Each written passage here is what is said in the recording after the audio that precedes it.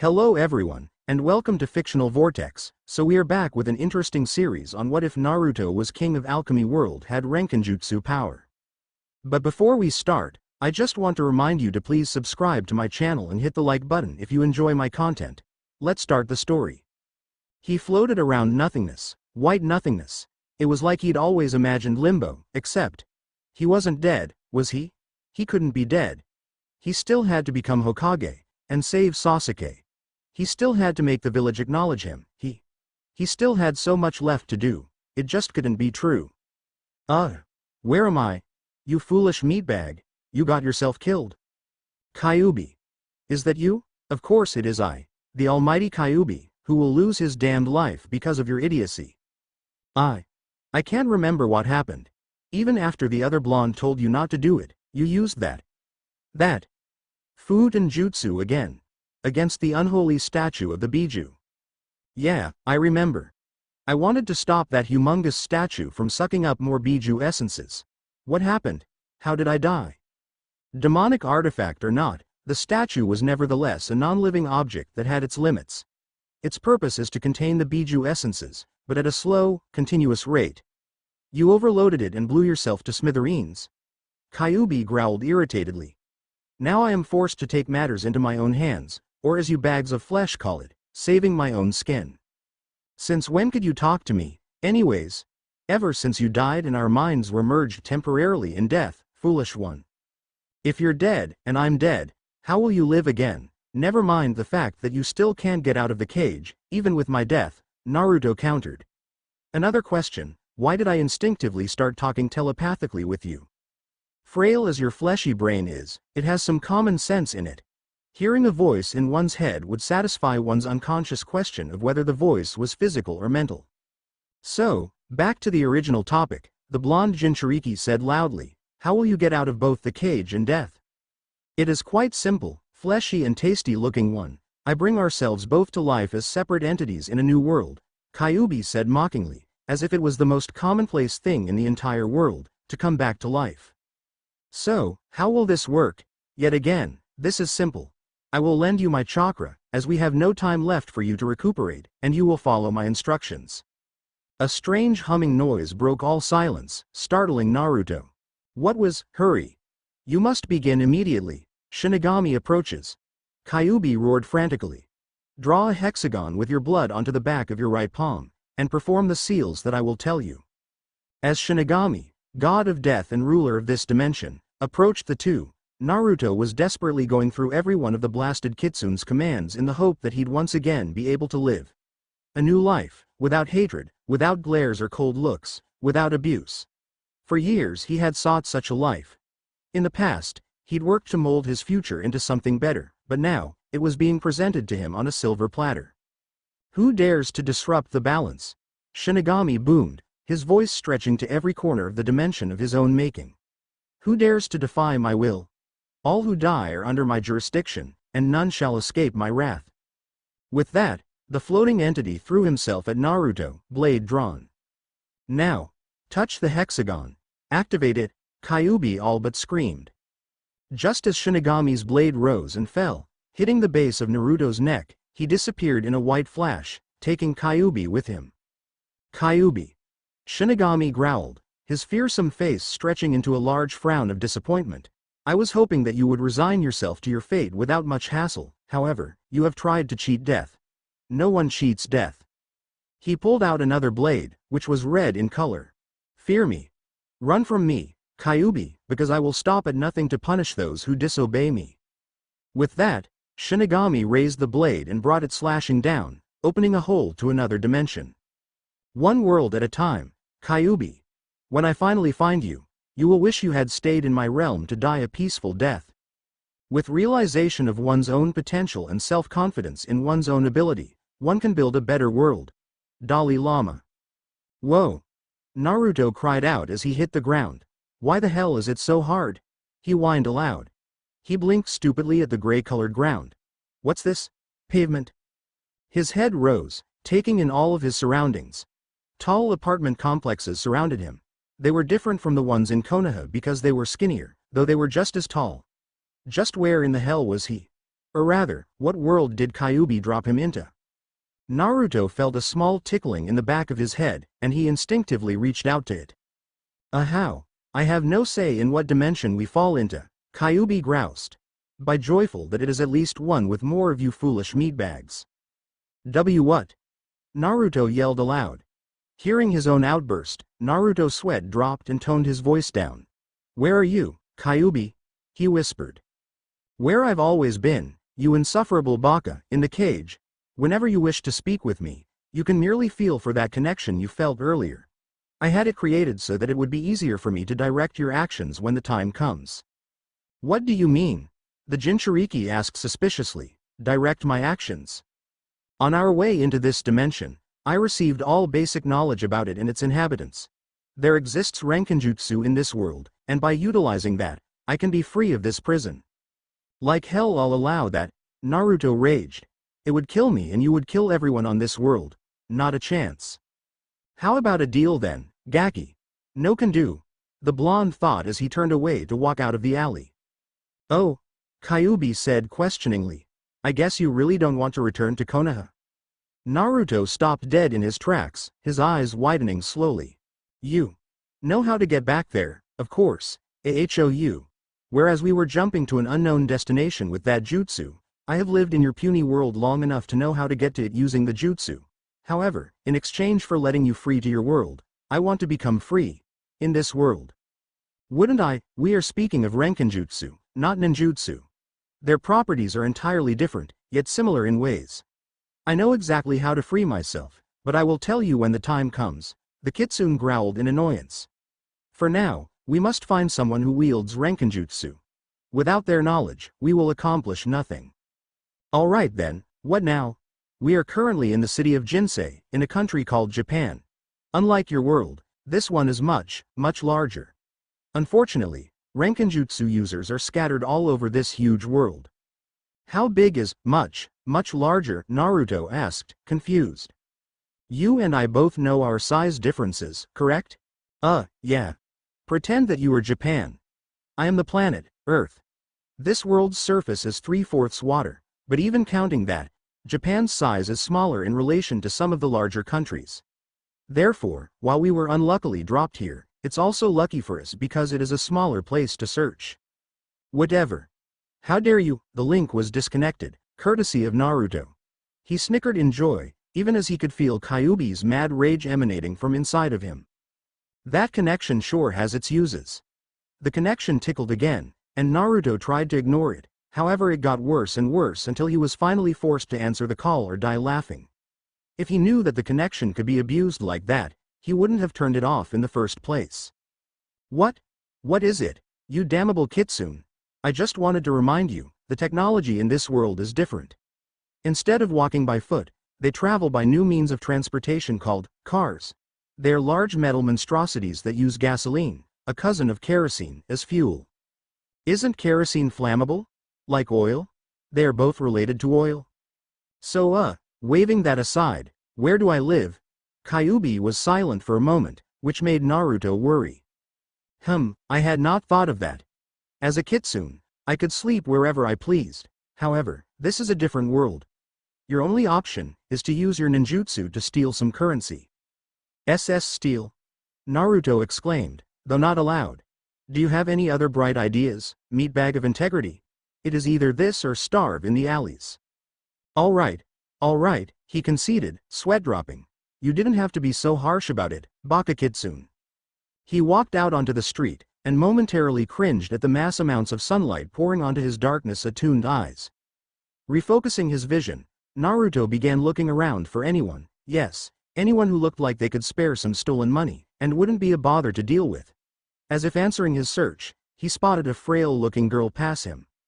She wore a school uniform, a long-sleeved white top, which had a blue sailor collar that had a cross on it, tied with a red neckerchief, and a pleated blue skirt. Her socks were also blue, with crosses on either one, while her shoes were white penny loafers. Easy pickings, he assumed. She had an air of danger, but he chose to ignore it. As a schoolgirl, she shouldn't need a lot of money anyways. Resolved, he began tailing her, using all of his abilities as a shinobi to cloak his presence and to follow with as much stealth as possible. It was actually exhausting, he had to admit, but it was all for the greater good. Do not forget to disguise yourself, Gaki. Reminded, he performed a quick henge no jutsu to look like any other thug. Naruto had become a little creative with the clothing, after being exposed to so many kinds in his short time out of the alley. Oh well, it's not like someone would care what their mugger wore anyways. It was all about the money, he knew. Even Konoha had to worry about money, which was needed in order to operate.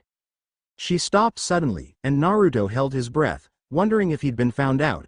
Her short blue hair and yellow eyes made her stand out easily from the crowd, so it was also easy for him to keep an eye on her.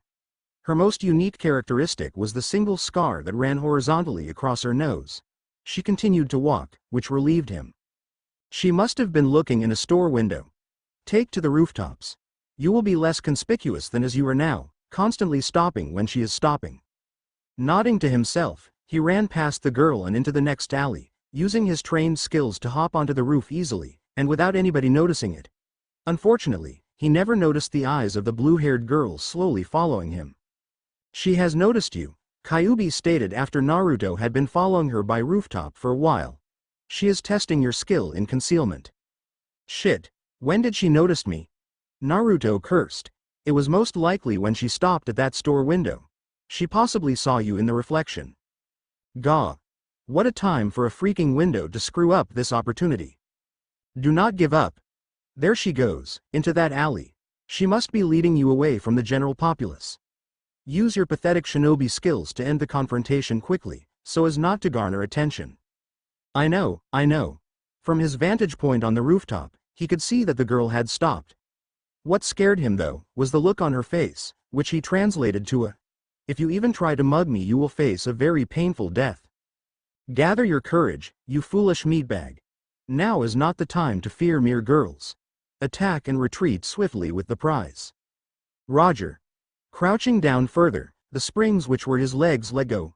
Jumping sky high into the air, he fell like a bullet to her 6 o'clock. The girl's eyes widened, and she whirled around quickly. In her right hand was a strange, gray-colored hexagonal stone. It was about 1 to 1.5 inches in width.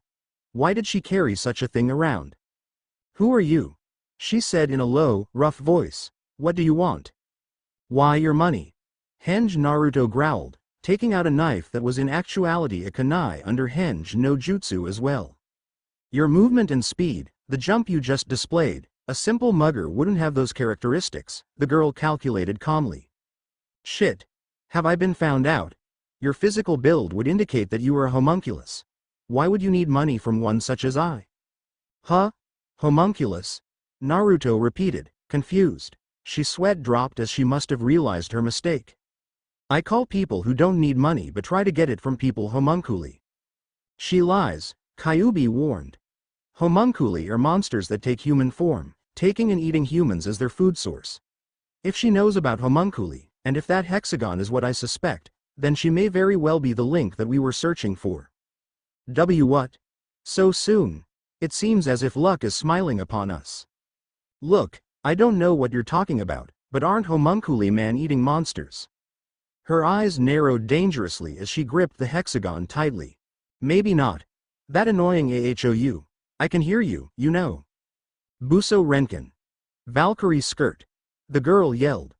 The hexagon separated, and a flash of light ensued. When it dissipated, it left the same girl. However, she had 2 cylindrical supports attached around each of her upper legs. Each support had 2 scythe-like sword arms attached to them, the final total being 4 altogether. "Well, shit," Naruto cursed aloud. "Die, monster," she shouted as the 4 blades shot forward. Wait," yelled Naruto as he fervently dodged the strikes. "I'm not woe," he ducked under a near miss. "I'm not a homunculus." "Then what would you be?" she countered. "Who else but a homunculus would know about the homunculi's true nature? If you were the same as me, you'd have proven your allegiance earlier." "Listen, I'm new in town and damn it," he leapt back, nursing a shoulder wound. Naruto winced slightly at the pain he was feeling. He had felt worse, however, those blades were freaking sharp, as he himself put it, and he wasn't keen on getting slashed again. There seemed to be no weakness to the weapon. What was it called? Buso Renkin, short for Buso Renkinjutsu, arms alchemy. She is an alchemic warrior, dedicated to the destruction of the so-called homunculi. Warriors such as her use those hexagons, called kakugani, as the source of their strength. As powerful as she is, however, your ninjutsu should be more powerful. Perform one of your weaker jutsu, we need her alive. Roger, he shouted aloud, and went through hand seals. Kaiten. Gukakyu no Jutsu. Taking in a deep breath, he blew out a large ball of fire that was about as tall as himself and just as wide. The girl's eyes widened at the incoming attack, and made movements to dodge moments before the fireball hit the spot that she was on. Where did she go? Not to the left, or to the right, or even above, behind. No, then, below. He jumped into the air just as the blades of her Buso Renkin cut through the floor underneath. Damn. Kaiten. Housenka no Jutsu. A dozen basketball-sized fireballs flew towards the ground, her being the target. Unfortunately for him, instead of dodging, the four swords cut off the aerial path of every single one of the fireballs. And now, he was falling into her reach. He had no more jutsu in his arsenal that would surprise her at such close a range. Even with Kage Bunshin, the high-speed movement of four dangerous limbs wouldn't make a difference. Shit. How? You have no tactics whatsoever. I will have to teach you one day or another. For now, I lend you, the pathetic meatbag, my chakra. Use it well, because that is all you will be getting for now. Thanks, Baka Kitsune. Die, she yelled from behind him. When did she? Damn. Release the chakra. URAH, Naruto roared as the red chakra exploded outwards in a sort of shield. The girl was forced to fall back or risk getting caught in the offensive defense that was Kyuubi's chakra no Tate. He can release that red energy into a spherical shield that can block even my Valkyrie's skirt. What in the world is that power? She shifted the position of her legs and prepared to sprint for the enemy. Forget it, you worthless shit. Retreat. The authorities are nearing. Nodding, Naruto backflipped onto the rooftop behind him just as the sound of sirens came into range. Damn. Just wait till I find you again. The girl hissed in annoyance, using the four blades as legs to leap onto a different rooftop and away from the police. It just wouldn't do to get them involved in this big mess, especially some big mugger breathing fire around as if it were nothing. The only limit to our realization of tomorrow will be our doubts of today. Franklin D. Roosevelt. She slammed the door to her apartment as she stomped in angrily. She had let an enemy escape, and even worse, she hadn't been able to defeat him. For someone so large, that man was able to move flexibly and quickly in any given situation, and he was even able to dodge her underground ambush. That just wasn't normal. Taking deep breaths to calm herself, she began counting to 10 in her head. It had been 2 days, enough time to blow it off, right? Besides, perhaps it was just a fluke, maybe a guy with an oil barrel in his stomach and had flint teeth to blow out fire. Oh, who was she kidding? That guy was breathing fire as if it were natural, and the first fireball. Its size was humongous, and to let such a big guy get away, it would surely ruin her reputation. Sighing, she began sipping at the tea that she had just brewed. A series of loud crashing noises startled her, causing the hot liquid to fall onto her shirt. Damn. She cursed as her skin burned. Slamming open the door, she marched over to the next door apartment and rapped on it repeatedly. The multitude of cursing and scuffling inside stopped immediately, and the door opened to reveal a cautious young face. He was slightly tan, and his blonde hair seemed to defy gravity. The boy's blue eyes seemed to be locked in a widened state. Hello, he greeted weakly. What do you think you're doing making all that noise? She roared. The blonde boy shrunk into the corner opposite the door, shivering and muttering about scary girls, crying anime tears all the while. She noticed all of the boxes, but she'd sworn she had heard more than just him inside. Just don't make so much noise from now on, she said, this time more gently. It's not nice to any of the neighbors. With that, she closed the door, leaving Naruto to ponder. The distance is great from the firm belief to the realization stemming from concrete experience. Isabella I of Spain. That girl was scary, and believe it or not, Kyuubi had even mentioned that he'd never seen such an angry female. Beating both Sakura and Tsunade in one blow. This girl just took the cake with scariness.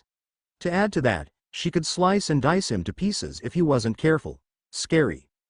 She was about his height, but had the air of someone older, and more temperamental. Yesterday, she'd been wearing a long-sleeved green turtleneck and white short shorts, topped off with slippers on her feet. Naruto couldn't help but notice how skinny she was, but she looked good like that. He shook his head furiously. Where'd that thought come from? She was as dangerous as females came, and yet he was thinking such thoughts. If she ever found out, well, the apartment manager just might find his remains pasted onto the wall. Ouch. Over the course of 2 days, he'd been able to steal money surreptitiously without anyone noticing his actions. For the first day, he'd been out buying necessities while he lived in a temporary cardboard box. Now though, he had moved all of his meager belongings into the apartment. He had withdrawn everything inside of his container scrolls, so as to test the girl's reaction when he made a lot of noise. She had scared him, and if she'd pulled out one of those blades at that time, he just might have peed in his pants in fright. Still, she was his neighbor now, something that he and Kyubi hadn't counted on. It was the cheapest apartment complex in the city, and it had small bedrooms with a single bathroom. While he could steal some more money, Kyubi had decided that Naruto would go to school. To school. Because the girl was wearing a school uniform of sorts, Kyubi had deduced that she was going to a nearby school. Of course, looking through the school roster of Jinsei High didn't help as the uniforms were completely different. Sometimes, stealthily sneaking into a building and taking a look at classified to students, files without being found out.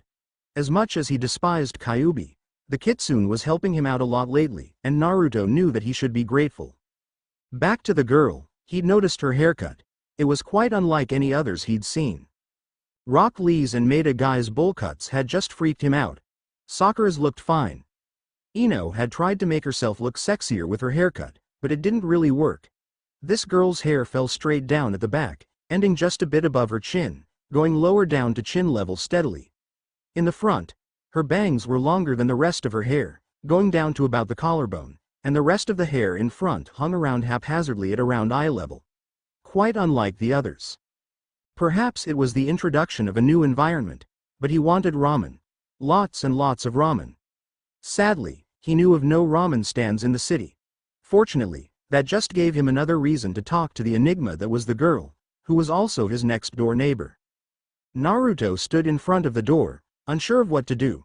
Should he knock softly or loudly? Would she hear? What if she was asleep and didn't want to be awakened? What would she do with him? Knock. Knock. No answer came from within. Knock. Knock. Knock. Naruto was sweating now. Dare he knock louder? Faster? Or should he run away and try another day? Wuss. That did it. Nobody called Uzumaki Naruto a wuss. Knock. Knock. Knock. Knock. Knock. Knock. KN. What are you trying to do? Break down my door? A voice came from behind him. Gia. He screamed, whirling around and clutching the doorframe for support. Don't scare me like that, Naruto wheezed out, trying to breathe. What do you want? She had groceries in one arm while she fished around for her keys with the other. Oh well, he began. I'm new in town, so I wanted to know. Are there any ramen stands? Naruto had practically screamed out the last part in his desperation. Please, please let there be a ramen stand. Please. Tell me there is one. Air. Tokiko. All right, please, tell me there is one, Tokiko-chan. The atmosphere around him suddenly dropped, and he looked up shakily to see her glaring at him with under her bangs. Oh gods. Her eyes were glowing red. The surefire sign of a girl about to explode into violence. Run, Gaki, run. Kyubi laughed. The blonde scrambled to his feet and made a break for his apartment, but she caught the collar of his shirt and pulled him back to her. What? Did you call me? Tokiko grit out, her expression fuming.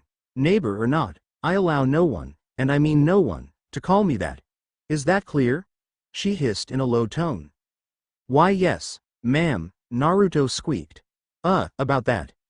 No, there are none, she said shortly. No.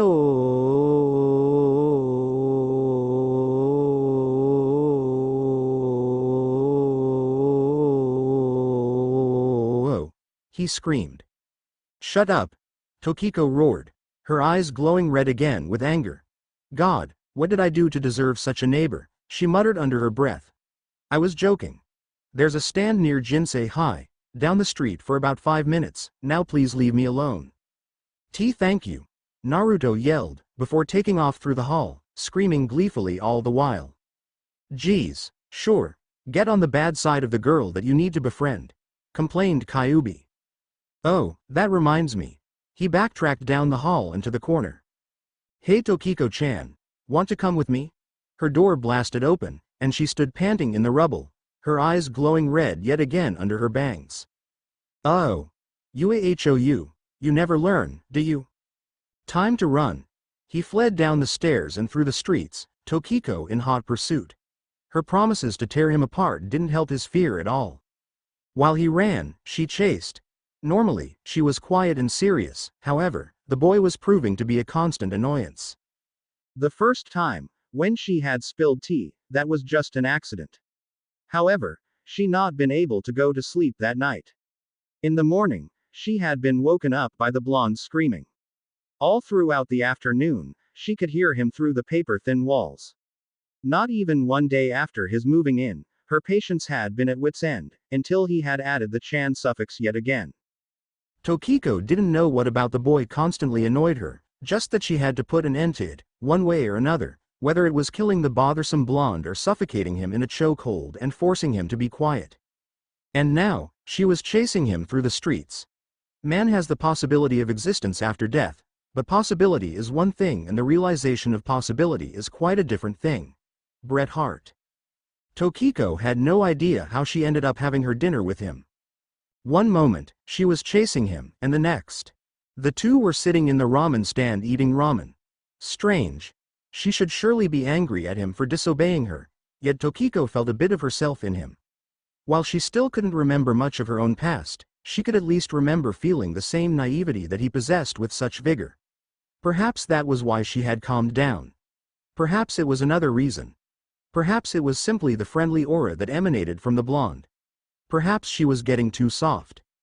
Too many, perhaps, Tokiko growled mentally, and not enough straight answers. First course of action, get him to stop being so annoying. So, Naruto began, trying to start some small talk. My name's Naruto. Sorry that I haven't introduced myself earlier. She glared at the spiral-shaped piece of fish cake in her ramen, trying to glare it to death. If all else failed, maybe voodoo would work. Would the fish cake really work as the voodoo doll though? Hey, he said, waving his hand in front of her face. What is it? She asked, her calmness all but regenerated. I was wondering if you'd tell me a bit about your past, just to get to know you. All right. Is she serious? Naruto thought. I think not, Gaki. In the past, I was a quiet and serious girl, who did not like being bothered and annoyed every hour of the day, whether directly or indirectly. I think she is hinting at something very, very obvious. Huh? Never mind. You are just an AHOU. I resent that. And at present, I am still a quiet and serious girl who does not like being bothered every day. Is that clear? Is that clear? She repeated. Why yes, ma am. I guess that means no more pillow fighting with my cage bunshin, he sighed. It annoyed me, a demon with almost infinite patience. Think of how much more it annoys her, foolish one. Kyuubi reprimanded. We demons are patient because we are so old. We know how much waiting hurts, how boring it gets when you're doing nothing. Regarding you though, it is to tell the truth, nightmare. So, where'd you get that scar? Tokiko sent a glare at him, and he knew then that it was something she preferred not to answer. That was fine with him. For all his years as a shinobi, he had told no one of his relation with Kyuubi and Yondaime. It was a secret that he'd been keen not to tell to anyone. Naruto understood perfectly if Tokiko didn't want to share that bit of information with him. He was on his fourth bowl right now, and regardless of how calm a person Tokiko was, she was staring at him as if he'd grown another head. That happened all the time, it was quite natural to the blonde. After a lot of research, it had come to his knowledge that Jinchuriki, no matter how much chakra they used, didn't eat this much. He had deduced that it came from genetics, which Jiraiya confirmed. Unfortunately, the pervert never had told him who his parents were. Naruto. What is it, Tokiko-chan? A vein throbbed on her forehead, but she chose to ignore it. She was calm, everything was fine. You keep missing your mouth. Huh. Naruto turned his neck to see that all the noodles were on the table. No, he screamed. Happiness is the highest good, being a realization and perfect practice of virtue, which some can attain, while others have little or none of it. Aristotle. 3 days. 3 days since that night. She'd been apprehensive about it from the start, and it got worse when he'd asked about her scar. It was a private matter, and he must have understood. He withdrew from that conversation quite swiftly. Every day was the normal routine. She'd be awoken by his incessant yelling. Afterwards, she'd eat breakfast and go hunting for homunculi. She always took a bento with her to eat at lunch, particularly because she didn't want to go through Naruto's annoyances 3 times a day. In the evening, she'd either come home with the groceries for that day or take out. Then she'd try to go to sleep over the blonde's loud snoring. What a world she lived in. That's not to say the two hadn't talked at all during this time period. Tokiko had gotten to know the blonde slightly better. An orphan since birth, he'd had to raise himself from 7 up. In the village he'd grown up in, he'd always been hated for some reason or another, and vowed to change their thoughts. That is, until serious circumstances had forced him to move out of the rural village into the urban city. Personally, she admired the spunk that he had, being able to go on with life so cheerily even after such a bad childhood. She wondered how he could always keep up a smile, no matter the situation. Whether it was immediately after being chased by her all the way to the ramen stand, or if he had just come home after a bad day, he could always be counted on to brighten up someone else's day. He must be rubbing off on me, she realized. I've been thinking about him and his life story again. Tokiko looked up at the clock to already find it 10 in the morning. I'm late, she sighed. It won't matter if I'm late for just a little longer, would it? A moment's silence and a torrent of bad memories assaulted her, testing her resolve. Tokiko stood up abruptly, a cold look on her face. Elementary school. Slaughter. Survivor. Yes, it would matter. My mission is clear, kill all homunculi. She walked out of the apartment quickly and headed for the final homunculi hunting ground. The supposed haunted factory which was behind Ginsei High. She had searched everywhere else, but found nothing except for human remains. It seemed as if the homunculi were planning something, and she was fully intent on finding out what. She would have been more worried about the consequences had she known that Naruto was tailing her, again. What she hadn't known for the past 3 days was that he'd been following her, getting a grasp of her job and why she was performing her duties. Then again, he was a shinobi. She wasn't supposed to know that he had been there. A good shinobi will do his duty, but a great shinobi will do his duty without anyone knowing. He whispered the wise proverb of his sensei, Jiraiya. Out of all his eccentricities, the one Naruto feared the most was when Jiraiya became serious. When he became so, the white-haired Senin's eyes became devoid of emotion save for deadly anger. It was during one of these times that Jiraiya had told him of that proverb. Then, there was Kakashi. A good shinobi will finish his mission, but a great shinobi will finish his mission without casualties. Naruto knew that it was just a version of Jiraiya's, but both were true nevertheless, and he'd taken them to heart. Whenever he'd gone to battle seriously, Naruto became cold and calculating, aiming for the quickest and most efficient kill while taking the least amount of damage. He was a genius of on-the-go strategies. When angered and serious, Uzumaki Naruto, like Jiraiya or Kakashi, was a force to behold. Naruto had always believed he'd seen Kakashi's serious side, that is, until he'd seen his former sensei go one-on-one against Kakuzu, a member of Akatsuki, while at the same time protecting Ino and Choji. It was impressive, he knew, even from the first-hand memories that Kakashi had shared through a genjutsu using the Sharingan.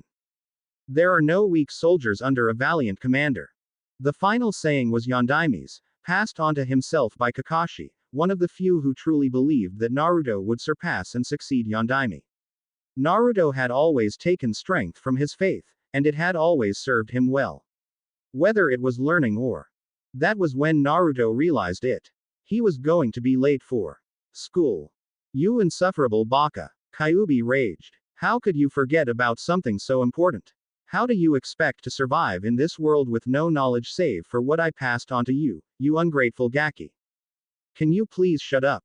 Naruto growled as he ran at top speed towards Ginsei High. He passed Tokiko, who looked at him in surprise and bewilderment. Wear your goddamned uniform, you baka. He pulled his pants on as he ran, practically hopping on one foot as he did so. What a lucky day. Tokiko had already been on her way to a spot near Ginsei High, so it wasn't long before he made it through the gates. You there. A darkish gray-haired teacher called out. You're already late for homeroom. Get to class to get your schedule. Yes, sir. He sprinted through the doors and hallways, looking for the right classroom. 2E, 2D, 2C, 2B. Sorry, he announced as he stumbled into the room. I woke up late. Oh, the homeroom teacher asked. Name, please. Uzumaki Naruto. Let's see. Here we are. Uzumaki Naruto, age 16, transferring from. I was home-schooled. I see. Let's see. There's a seat empty right behind Muto Kazuki over there, brown hair and red eyes. Red eyes? Naruto exclaimed. That is so cool. You have all the reason in the world to achieve your grandest dreams. Imagination plus innovation equals realization. Dennis Waitley. Hey, Kazuki, Naruto groused as they walked down the hall. What is it? School is boring. The brunette laughed good-naturedly, which Naruto soon joined in on. It was just for today. All they really did was go over all of the rules and pass out schedules. When school actually starts, you'll be too busy to think of how boring it is or not. You know, it's always nice to make new friends, Naruto commented after a while. Friends that can be there for you when you need it, you know. Yeah, it's always refreshing to meet someone new, Kazuki agreed. His hair was spiky and seemed to defy gravity, just like Naruto's, however. Naruto's had more spikes in them, whereas Kazuki's had larger spikes. I bet that my hair will get the best comments, the blonde said out of the blue. You wish. The brunette countered. Come on, let's settle this right now, to the rest of the school. Thus, the two spent hours running around the school, asking anyone they came upon whose hair they preferred. It was sundown when the two new friends stumbled out of school, dead tired and still tied. Naruto had been so sure he'd win, what with his blonde and spiky hair, but it seemed as if some people thought Kazuki's looked slightly cooler. Alright, it's a tie. None of us win, Naruto grumbled. Geez, I was so sure I'd win. Hey, Naruto? Are you going to sleep in the dormitories? Kazuki asked questioningly. Dormitories? Naruto repeated. I just moved into an apartment and now I have to move into the dormitories? No. His brunette friend reassured. It's just recommended because it's closer to school than anywhere else. Phew, Naruto sighed in relief. That sure makes me feel better, somehow or another. What's that light? Started Kazuki, pointing to the hillside. It looks like it's coming from the haunted factory. Come on, let's check it out. Naruto's skin felt as if it were going to freeze right then and there. He stopped dead in his tracks and looked Kazuki in the eye. I'm very superstitious, Kazuki, and I'd rather not go up there. You shouldn't either. Why not? You wouldn't want to get killed by spirits, would you? The blonde questioned. Would you? He repeated. Well, no, but the haunted building stuff always turns out to be rumors. Anyways, I'll see you tomorrow. See you later, Naruto. He called as he ran off towards the factory, his goofy grin on. That baka, he doesn't know when to take a hint. I can say the same to you, meatbag, Kyuubi growled. Go after him. We do not need any unnecessary deaths. Right. He followed Kazuki silently up the winding trail. His new friend began to tire, slowly and steadily, as he made his way to the top. He wouldn't be able to run from homunculi in such a state, unless it moved at a snail's pace. If he didn't rest and think before barging into the factory, Kazuki would very well get himself killed. Naruto wasn't willing to sacrifice anyone's life in the crossfire that he and Tokiko would eventually become involved in. Without making a single noise, he as a shadow entered the factory before Kazuki did, ensuring his safety from the point. Who's there? Tokiko's voice echoed when he accidentally splashed some water. It's me, Naruto, he called out. I saw the light so I came to see what was wrong. She turned to him, her eyes dangerously glinting in the dim light. Leave now, Naruto. I'm in here for personal reasons, and you have no right to intrude.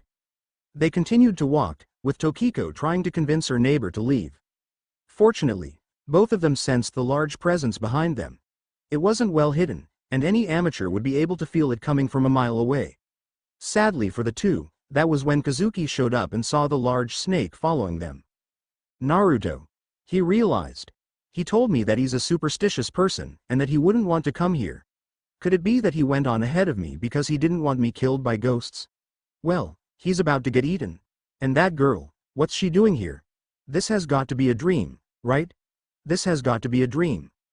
The large, white snake's tail reached back, and then thrust itself towards Tokiko. Get out of the way, Kazuki yelled, surprising both of them. He pushed Tokiko away, but not before the tail impaled him, puncturing his heart. Naruto stared in disbelief at the sight, while Tokiko glared at him, as if to say, "You brought a friend?"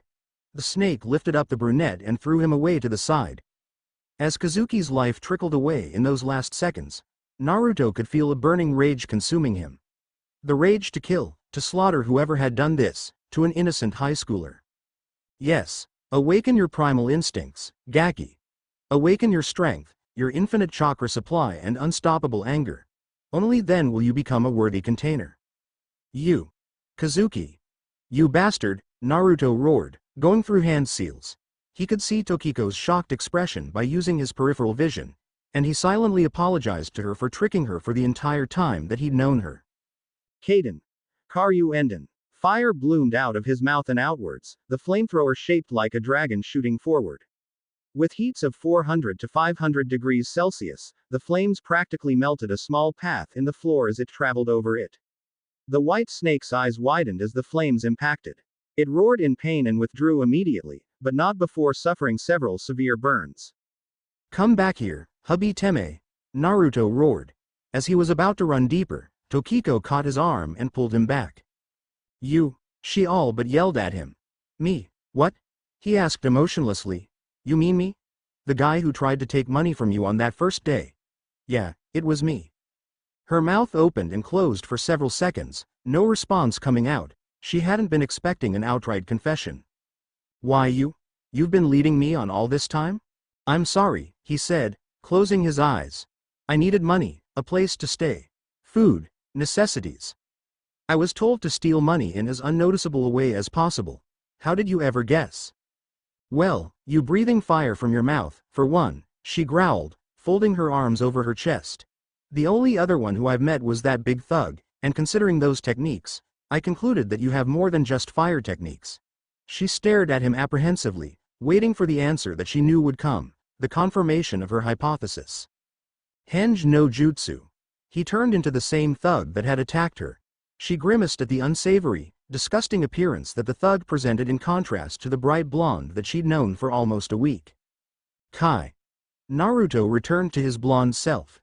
Casting a sad glance at Kazuki's body, he made to pick up the body when Tokiko stopped him yet again. In her hand was a Kakugani, except that it had a different number than the one she'd used against him in the first day. Tokiko glanced at him sideways, silently asking if he was going to interfere with what she was about to do.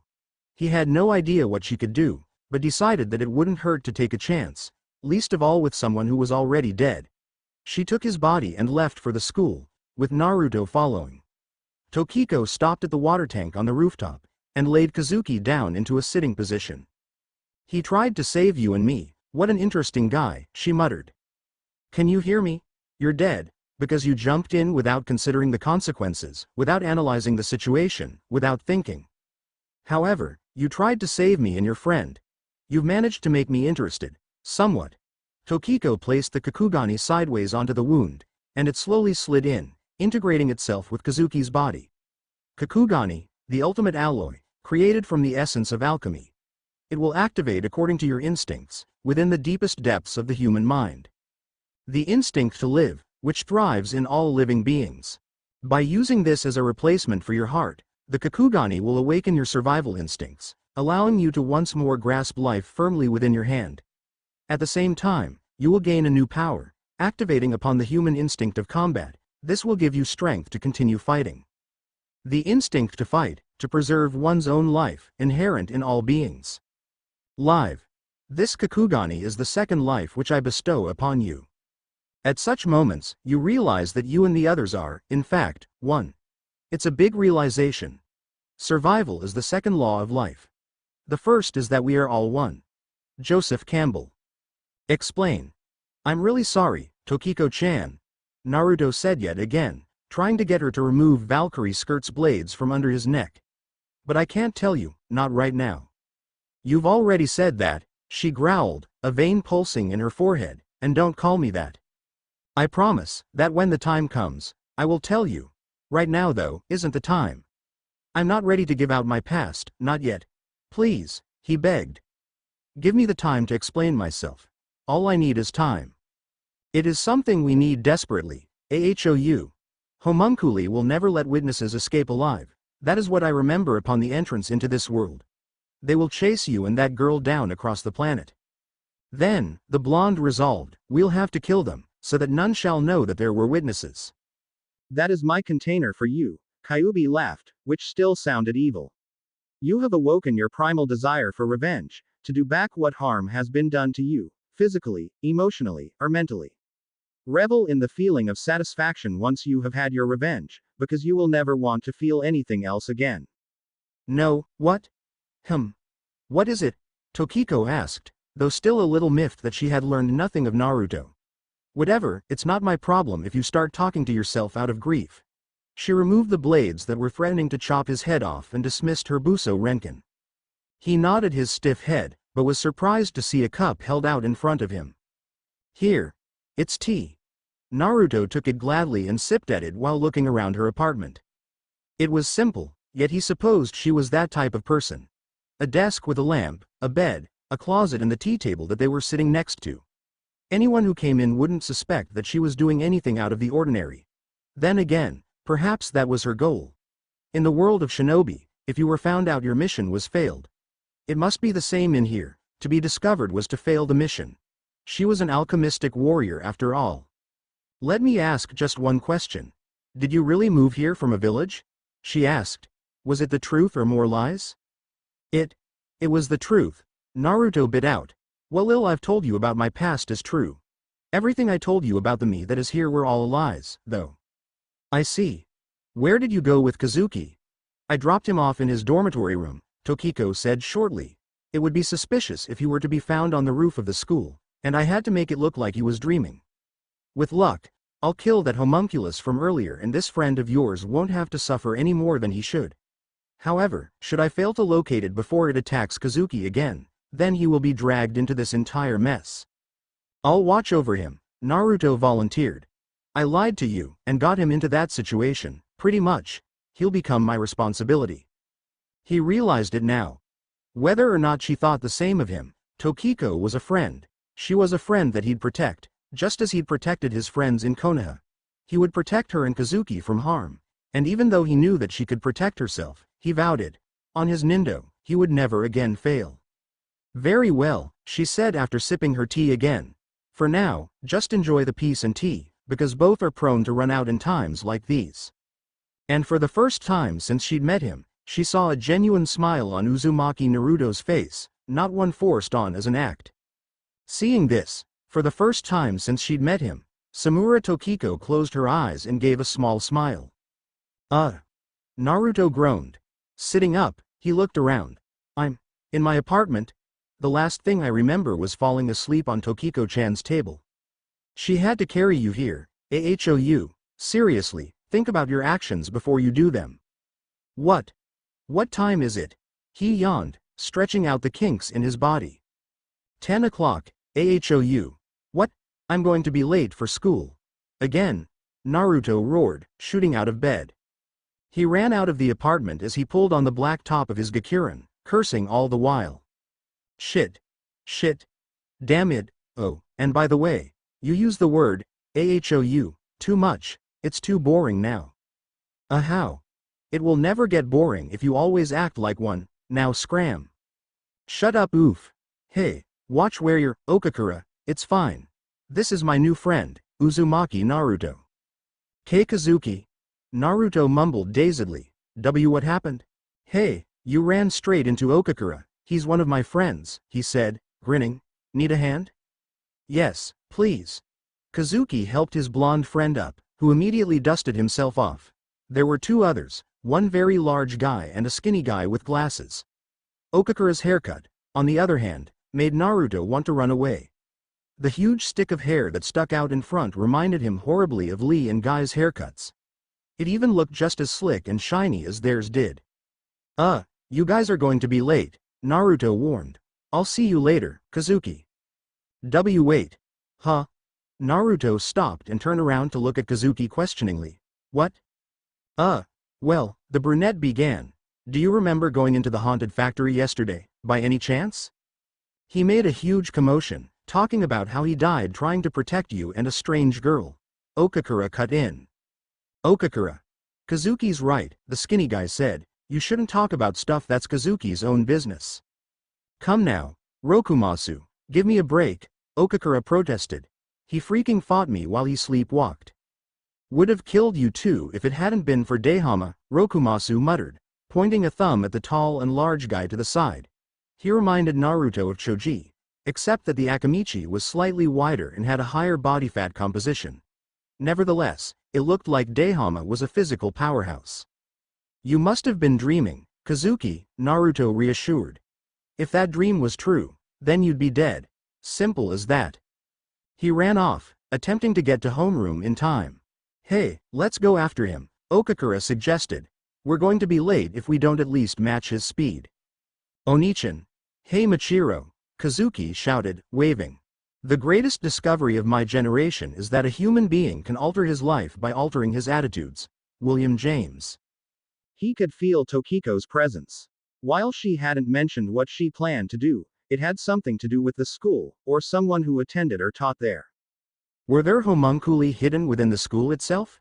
The last time he'd checked, there hadn't been any disappearances within the school itself, meaning that for now, there was no danger to the average student.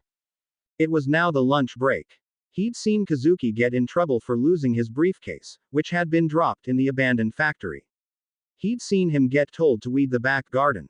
And now, he was leaning against the small water tower, with Tokiko on top of it. The two of them could see Kazuki complaining to his friends about the injustice of weeding the entire back garden himself. What a peaceful life he lived. The search hasn't been successful. I figured as much. You only know how the homunculus looks, right? Naruto asked. That might be the problem. If it's hiding in human form, then it'll become a lot harder to locate it. True, she conceded, pulling out a cell phone. You shouldn't stay up here for too long, or you might get found out, she warned as she began tapping at the buttons of the device. As Kazuki and his friends prepared to leave for class, the brunette's cell phone began ringing, telling Kazuki that it had mail for him.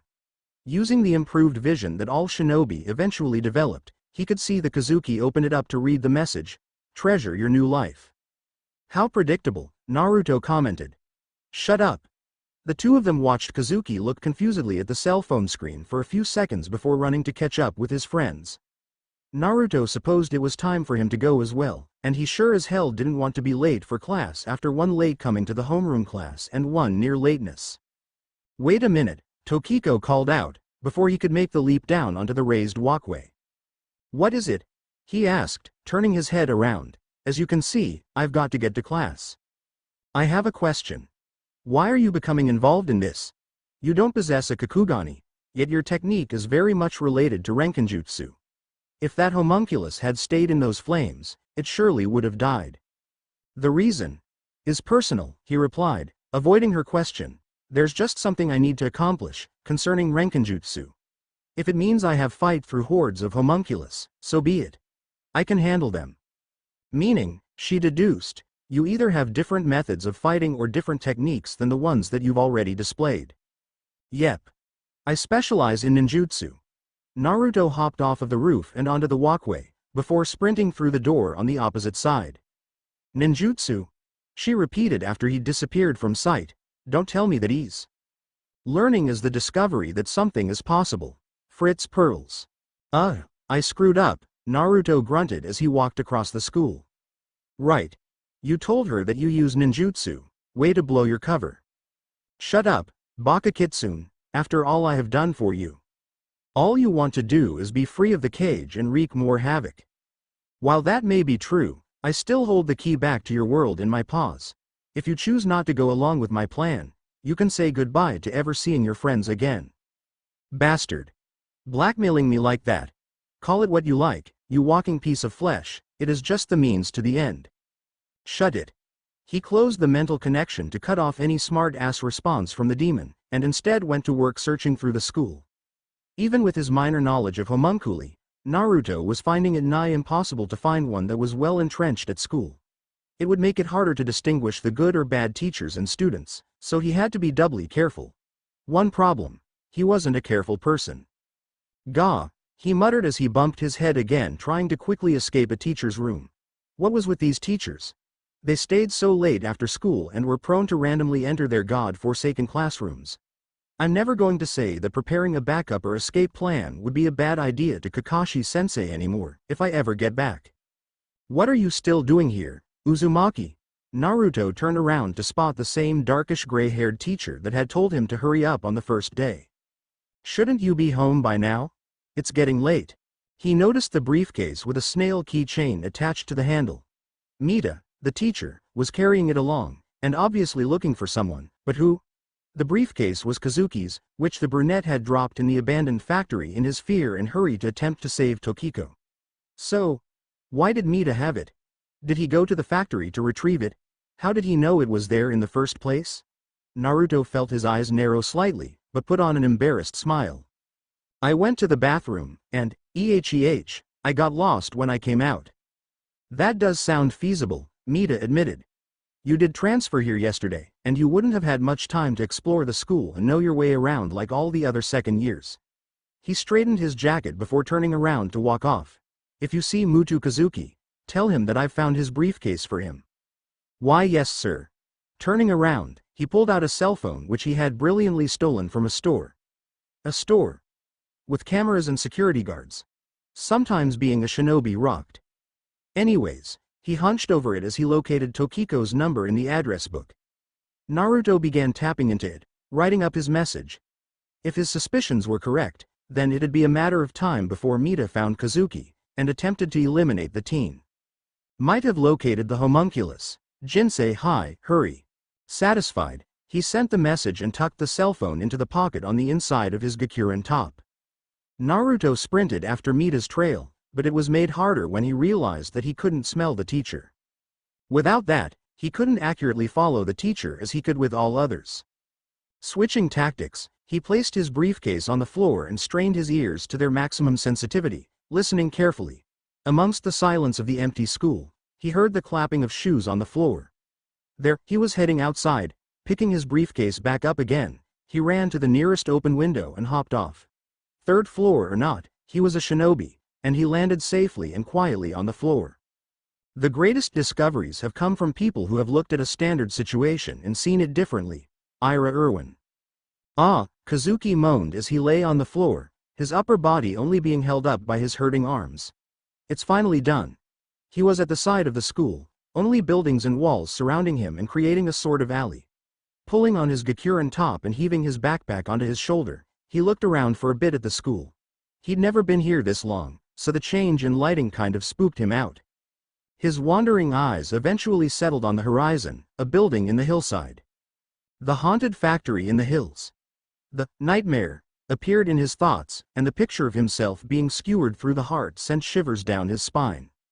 For some reason, I've had no luck since yesterday. Well, except for meeting Naruto. Kazuki was about to go and report to the staff lounge that his work was done, so that he could go home and eat dinner, when a voice sounded out. Where are you going? Have you finished what I asked you to do? He turned to see Mita strolling slowly towards him, something in the teacher's right hand. Mita stopped about 10 feet away, gazing at him in the last vestiges of light, which kind of creeped the brunette out. He decided that he wanted to be home as soon as possible. Well, for the moment. For the moment, huh? Mita repeated, looking at the tied bags of weeds that were placed next to the wall. In any case, it doesn't matter.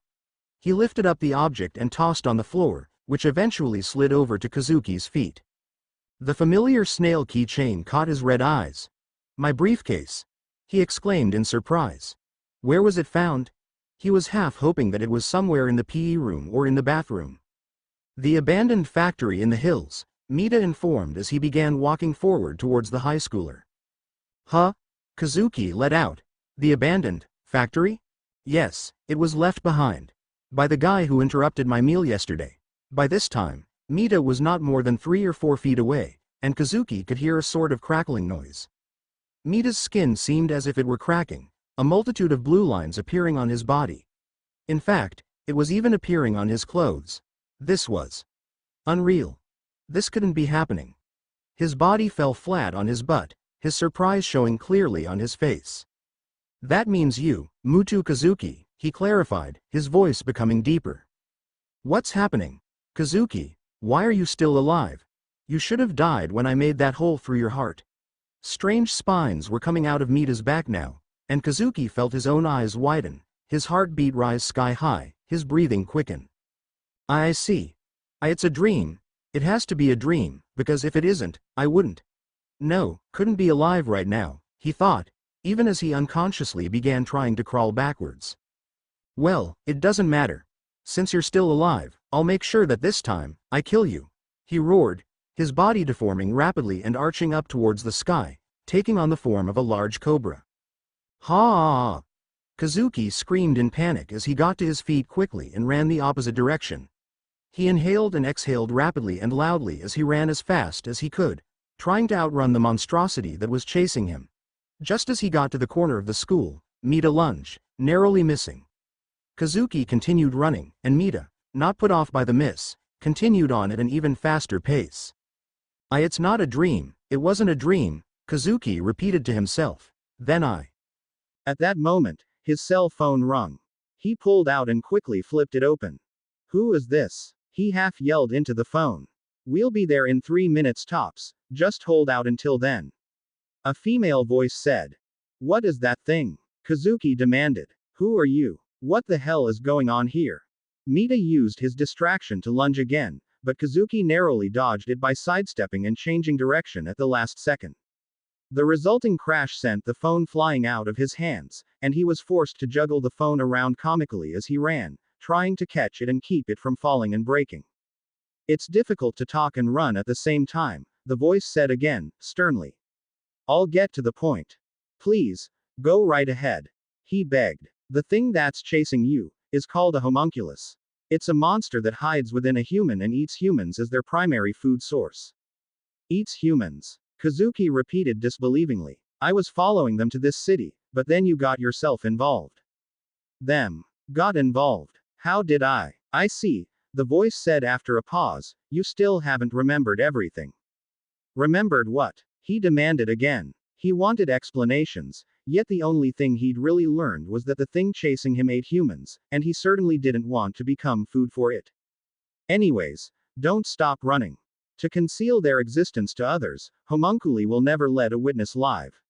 They will come after you, even if they have to follow you to the end of the world. TCH. Once you've become involved, there's nowhere for you to run. The voice warned. Kazuki sprinted towards the next corner, but stopped abruptly after turning the corner, just narrowly missing from colliding into his sister. His sister. What was she doing here? She let out a yell, which dissipated quickly. You scared me. What's wrong? What happened? You look scary. Mahiro. He panted out. What are you doing here? Why are you here? Well, you were late coming home, she said with a smile, so I came to get you. Damn. He cursed in realization, she'll get involved. He could feel the slight trembling of the ground, caused by Mita's rapid movement. If he didn't do something immediately, she might become caught in the entire mess, and possibly even killed. No, it couldn't come to that. He wouldn't allow it. She was his sister, and he would protect her with his life. Run, Mahiro, he yelled, placing a hand on her shoulder, trying to reassure her of something she had no knowledge of. I'll hold him off. What? What are you talking about? She asked confusedly, raising her hands in front of herself protectively. What's wrong, Onichan? He ran to a pile of junk and picked up a good-sized pipe. Perhaps this would be enough. Kazuki ran past her and her yell of, Onichan, yelling for her to run as he prepared to charge Mita, only to find that he wasn't in sight. The ground trembled and the sound of ground breaking met his ears. He gasped and felt time stop as a snapping noise sounded behind him. Mita completely swallowed her up, and the large snake mouth opened to reveal Mita's human head on an elongated neck. It sure is difficult moving around on an empty stomach, he said, satisfied. That makes up for having to starve yesterday. Kazuki gripped the pipe tightly and screamed in rage as he whirled around. He began hitting Mita's head left and right repeatedly with the pole, screaming, Give her back. This has nothing to do with her. Give her back. Give her back. Give her back. Don't get cocky, Mita said smugly, while Kazuki's pipe was bending, having been stopped by the unmoving head. His tail flashed out, knocking Kazuki several feet away and sending the pipe flying onto the floor. The high schooler lay face down, and he appeared to have either entered unconsciousness or given up. Oh well, it was all for the better. It'd be much easier to eat him right now instead of chasing him further. This body, made from Renkinjutsu, doesn't react to any power other than Renkinjutsu itself, he proclaimed. By this time, Kazuki had been able to sit up, though it was taking a toll on his stamina. Renkinjutsu. Suddenly, his heart pulsed with a strange sensation, and he grabbed his chest with his hand. It continued to pulse like that, and the world around him seemed to blur.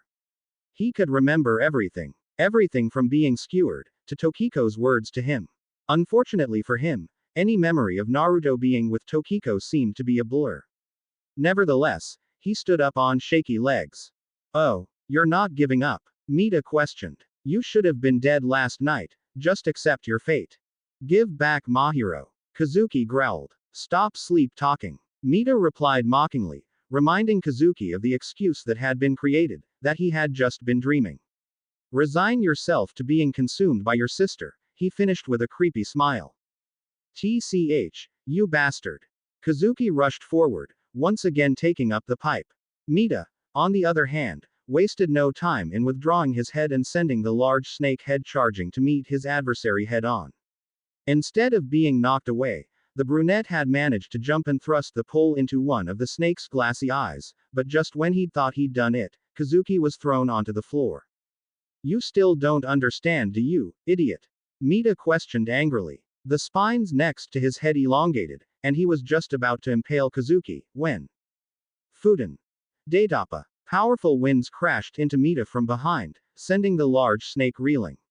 Several large gashes appeared on the back, and was painful enough to cause the homunculus to whirl around angrily to find no one. There was no one behind him. Then who? K's no Yeba. Multiple blades of wind fell from the sky and slammed itself into Mita, piercing his body. He became blinded in pain, and screamed. Mita's vision turned red and turned to eat Kazuki. He would at least eat the boy and flee, and he made to do so, until someone landed in front of him.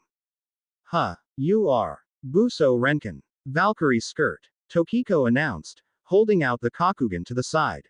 Like before, the hexagon separated and dissolved, rematerializing into the four scythe-like blades. What? Mita exclaimed. Your last night's. Che.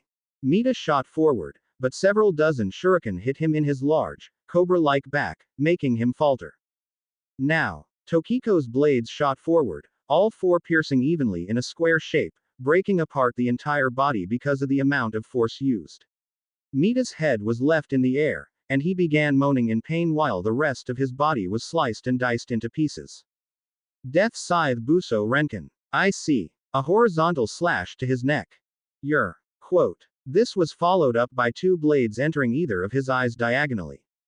The Renkin no. Sen. She ended both the battle and his speaking with a final thrust into the marking on his forehead, causing him to fade away into dust.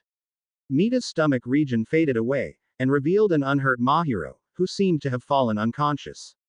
From shock or the claustrophobia, Naruto wouldn't know. So as not to reveal himself, he turned around abruptly and left the side of the rooftop. Mahiro. He could hear Kazuki exclaim. When it's time for us to die, let us not discover that we have never lived. Henry David Thoreau. His blue eyes snapped open as he heard her jump out of the window. It was time for phase 2 of her plan, eliminate all homunculi in the factory. Naruto jumped off of the roof and into the treetops, keeping speed with Tokiko. She noticed him and gave him an apprehensive look, the final warning. If he went any further, he'd be in this all the way. Naruto didn't mind, this was something he needed to do. You didn't have to be so harsh with him, he began as they began running up the hillside, mentioning her short talk with Kazuki about not following her. All he wanted to do was to help, even a little bit. I don't need help, and I especially don't want someone innocent like him to become dragged into all this. If you don't need help, then why are you putting up with me? Because you wouldn't listen to me even if I told you to screw off, Tokiko said with a pointed glare. You're annoying that way. How touching. However, you are nearing the factory. Stay alert. I might be clueless about a lot of stuff, but I'm definitely no pushover when it comes to combat, Kyuubi, butt out. Be prepared for anything, Naruto warned in advance. They might have something up their sleeves. Why else would I have willingly brought you? Tokiko retorted. You seem to be the type who can prepare for everything. Anything, not everything, he corrected. That's the same thing, she protested under her breath, not willing to let her partner know how frustrated she was with him at this point. The conversation is besides the point. Let's do this. Right, don't get in my way. Tokiko-chan, if I ever got in your way, it'd be because I had a death wish. That's good to hear. Naruto slammed open the doors, his and Tokiko's bodies being silhouetted by the moonlight. Though he could be stealthy at times, now was not one of them. They were here to wage war against monsters, outnumbered and in a bad position. Luckily enough, it was in situations such as these that his brilliance in combat strategy was displayed. Today's matchings. Him and her against a large room filled with homunculi. Just perfect. The only other partner was Tokiko, so he could go and bust out the entire variety of ninjutsu that he knew and employed so effectively along with Kage Bunshin. At least, that's what he'd been thinking until they saw hordes of ape-like homunculi. Hordes and hordes. There had to be at the very least 100 and at the most several times more. The factory floor was large, and the homunculi smaller in size, the end result being an overly crowded factory floor filled with monsters that looked just about ready to pounce at them at any moment. Bullshit. He swore. I believe you may have just jinxed us, blonde one, Tokiko growled through gritted teeth. Her eyes flashed dangerously as she released her Buso Renkin. It doesn't matter, slaughter them all, unless you're not up to it. The challenge was issued, and all that was left was for him to accept it. Bring it. 50 homunculi jumped into the air while double that amount rushed them by foot. Kaden. Karyu Enden.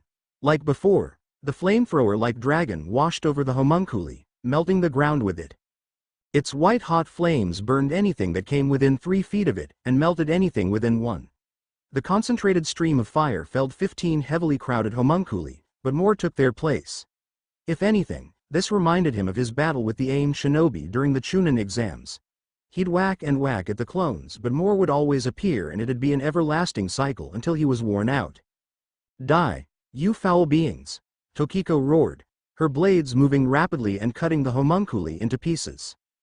Though she wasn't killing as many as Naruto was, she was using less stamina in comparison. Even still, she fought with a ferocity that he'd never witnessed before.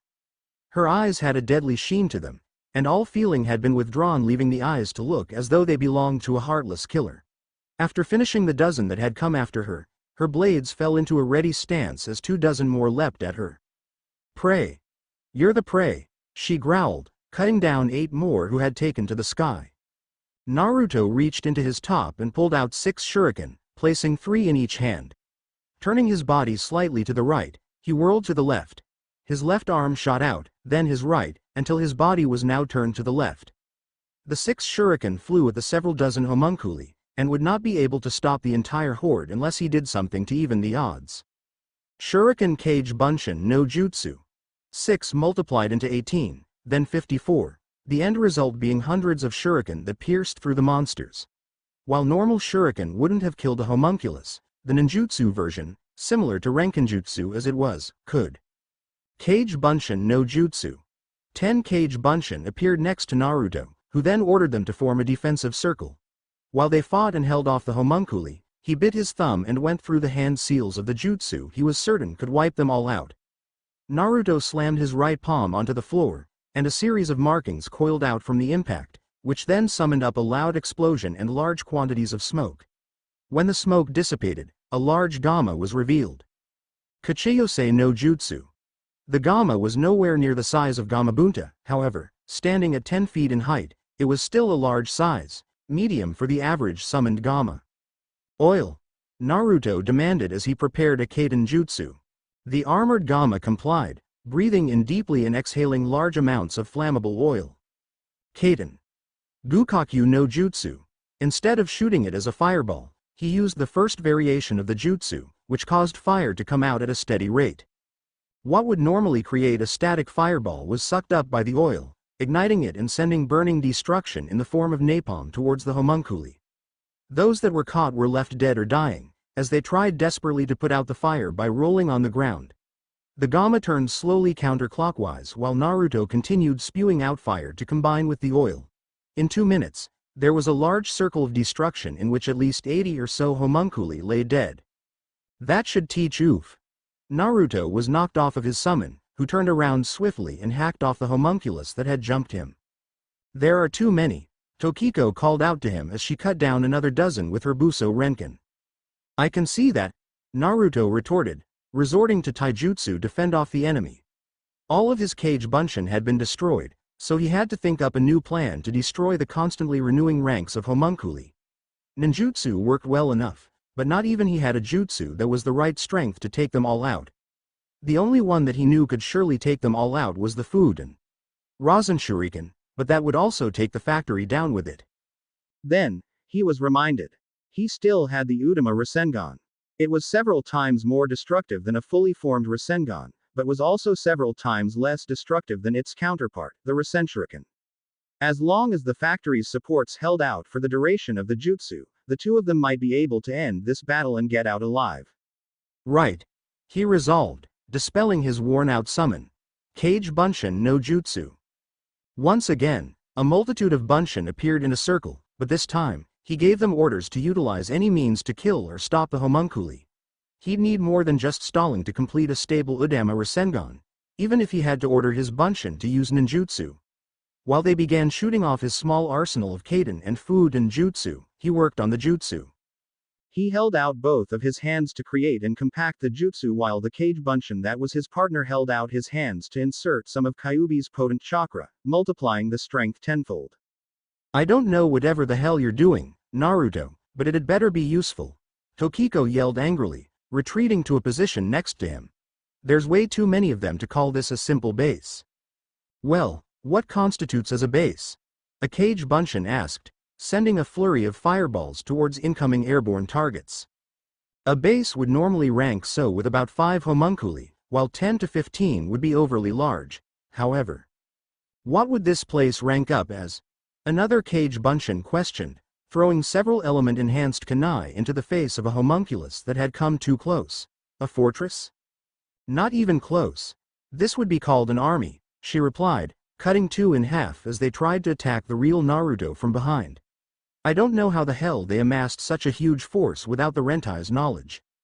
So, this is the pair that Mita spoke of last night, a large person on the other side of the factory room said, grinning. They're amazing. Done. Naruto announced. Get behind me, huh? Behind you? She repeated, turning to look at him. Just do it, he roared as he jumped into the air with his Kage Bunshin. 4 Kage Bunshin placed themselves into a rectangular formation, each of them going through hand seals swiftly. Finishing, they clapped their hands together and held them out against the air. Shishienjin. A large rectangular barrier rose, closing itself off and leaving the real Naruto exposed. What the hell are you doing? Tokiko exclaimed. Just shut up and watch, Udama Rasengan.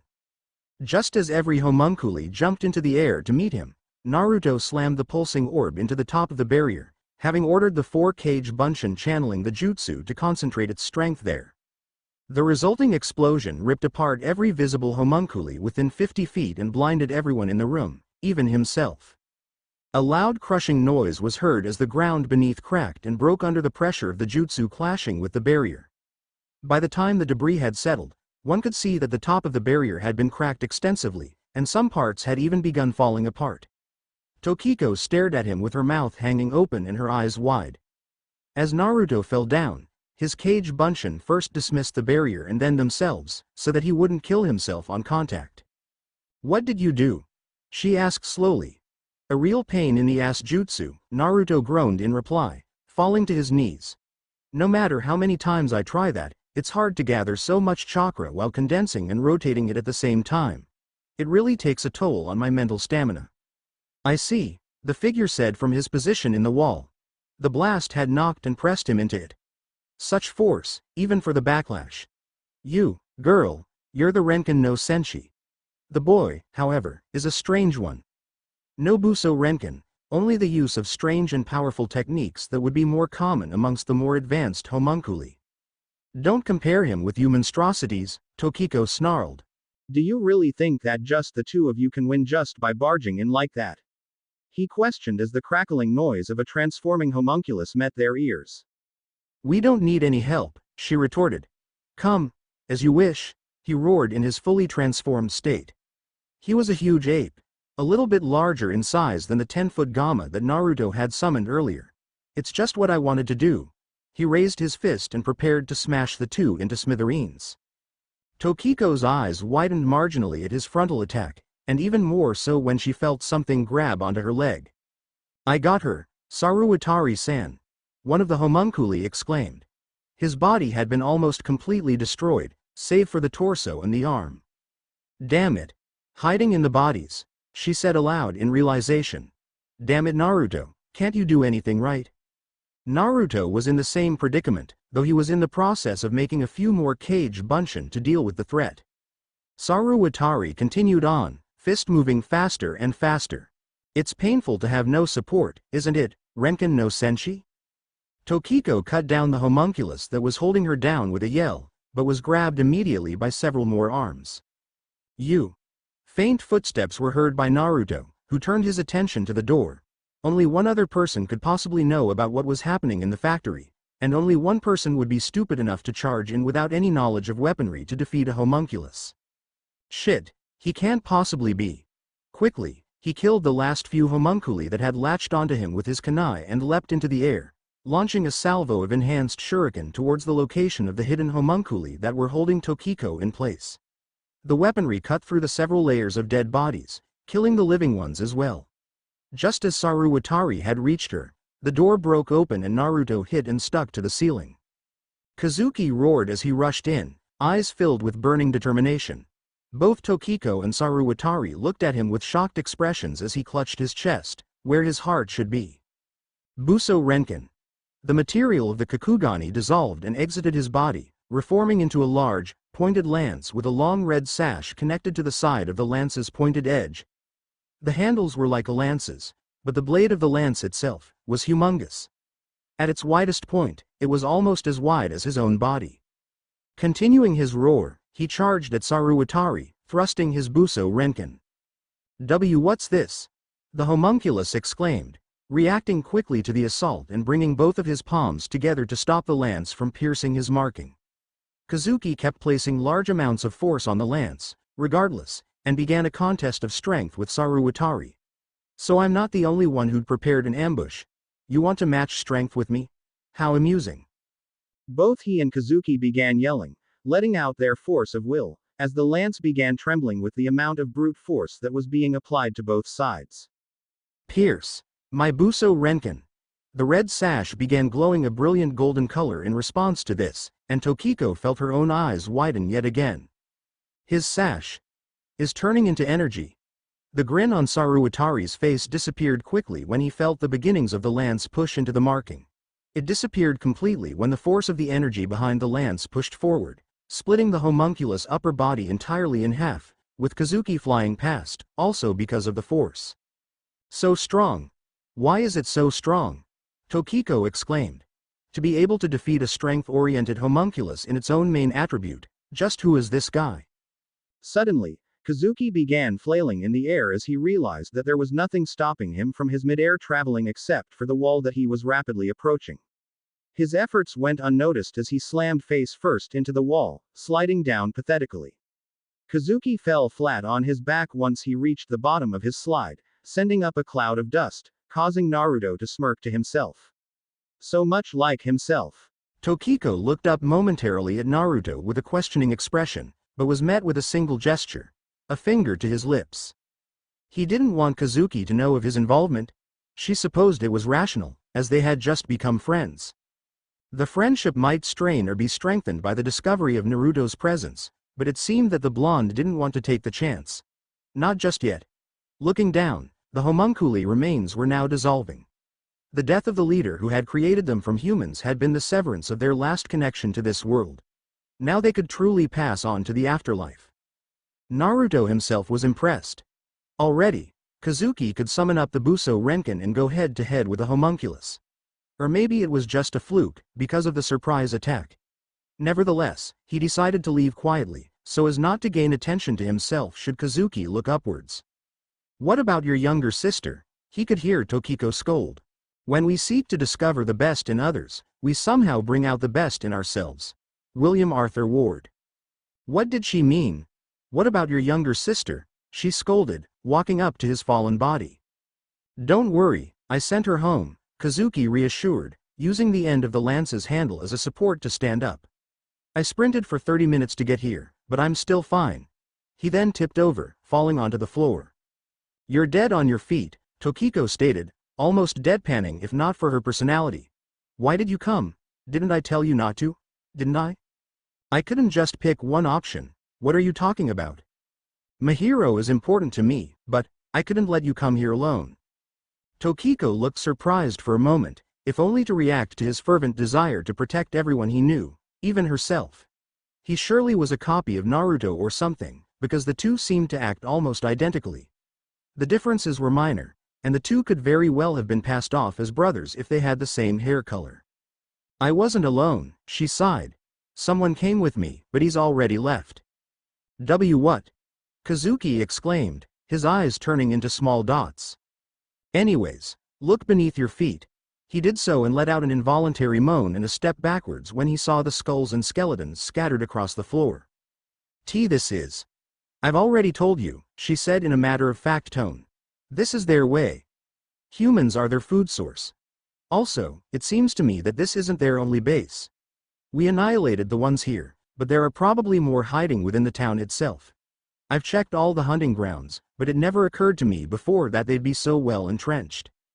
Why would such monsters? The situation is worse than I thought, Tokiko said aloud, voicing her thoughts. Here alone were hundreds of homunculi. Next time, seriously, don't get involved.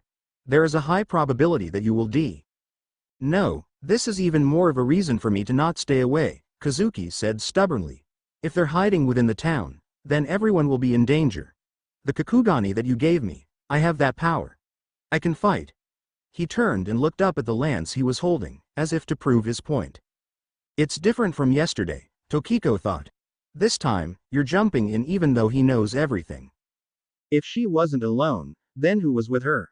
Kazuki pondered as Tokiko helped him down the hill, his arm slung around her shoulders. A short distance away, Naruto was hopping through the trees slowly, following them. Kazuki was his responsibility, whether it was in or out of battle.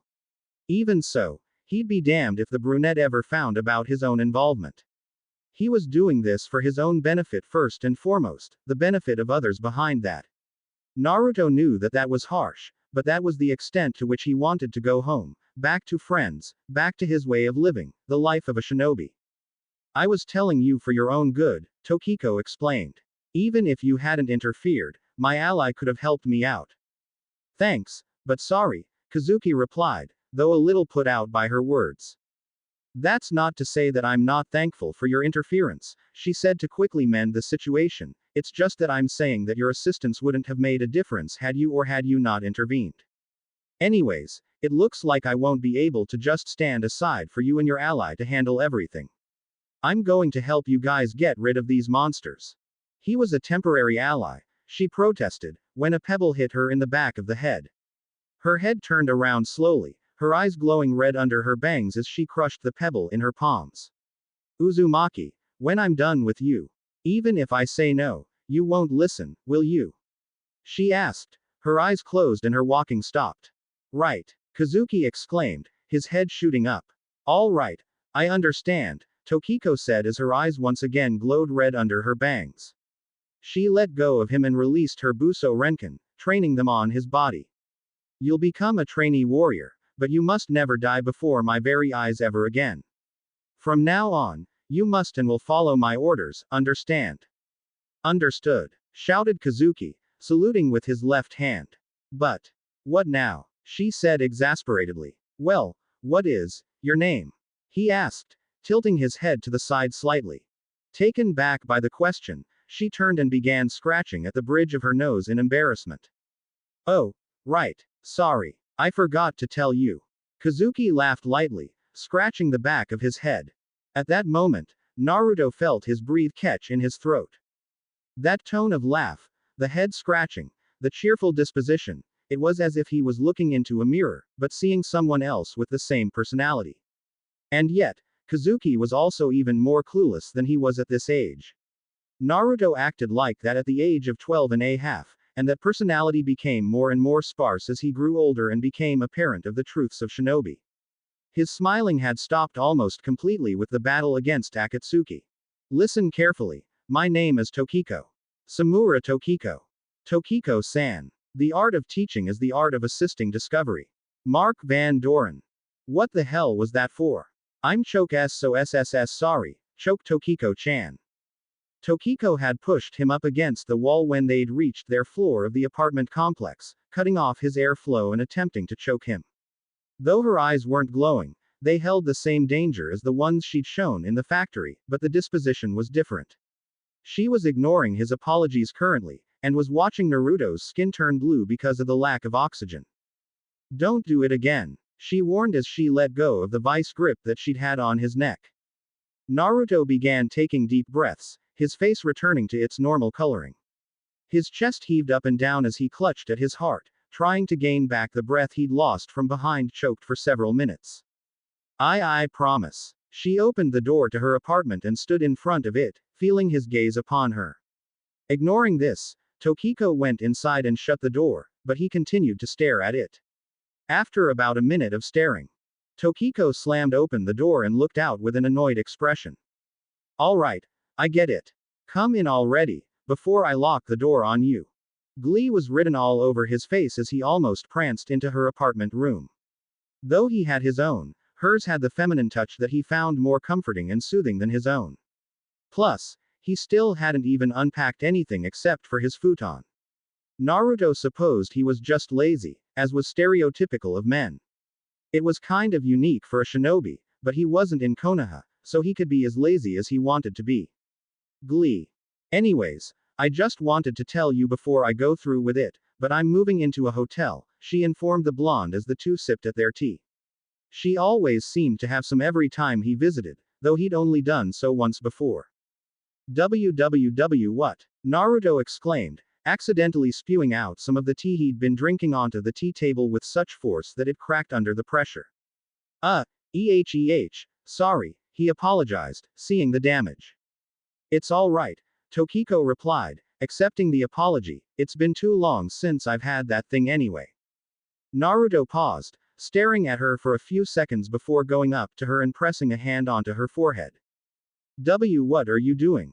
She asked, flushing slightly. The Tokiko-chan that I know would never let something like that pa. Naruto lay on the floor, a large bump forming on his head and an irritated Tokiko standing over him. His body twitched every now and then, and anime tears streamed from his KO'd eyes. He supposed he'd been a bit too abrupt with the act of checking for a fever, but she didn't have to be so violent about it, boo-hoo. So, why are you moving? He asked once he'd recovered, an ice pack on his still throbbing head. It would place me closer to the school, in case an emergency breaks out, she explained.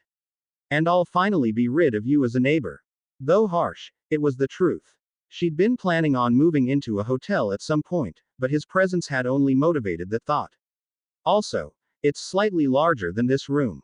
Really? Naruto asked, looking around. I've lived in smaller for years. Anyways, I'll be packed up and moved out before school tomorrow. If you please, I need to get to work. Oh, right. He left the room, pausing only to look at her gather her belongings together, before closing the door and entering his own room. I've been living next to her for a while. How will I feel once she's gone? Aho, we still need to weasel out information from her. Kyubi said all of a sudden, shocking the blonde. Kyubi, where have you been? Watching you fight. You did well for a brainless bag of flesh, the kitsune said. Insult within the sentence or not, it was a compliment that Naruto appreciated greatly. He didn't get those too often, and it was always refreshing to hear someone speak good things of you. Anyways, this is what we must do. Mistakes are the portals of discovery. James Joyce. Finally, I'm done, she sighed. All her unneeded belongings were in the closet. The hotel room had a comfy bed with a nightstand and lamp next to it. Further across was a small table with an armchair. Across the room was a desk, chair, and television. On the other side of the bed and on the wall were clothes pegs for hanging clothes. On the wall opposite the closet was a large window that went entirely from one side to the other, with curtains on either side. For a bit of color, the walls were painted a light shade of yellow, accompanied with a framed and hanged picture here and there. Well, at least it's quiet. A knock on the door interrupted her thoughts, and she instinctively went for the knob even though all of her senses warned her against it. Hi, I'm your new neighbor. Quote exclamation mark quote. Tokiko was deadpanning with her mouth hanging open, pointing at the cheery blonde in front of her. You, what? Neighbor, what? She said, unable to form a complete sentence. Yes, he yelled dramatically. I, too, have packed up all of my belongings and moved here. What a coincidence.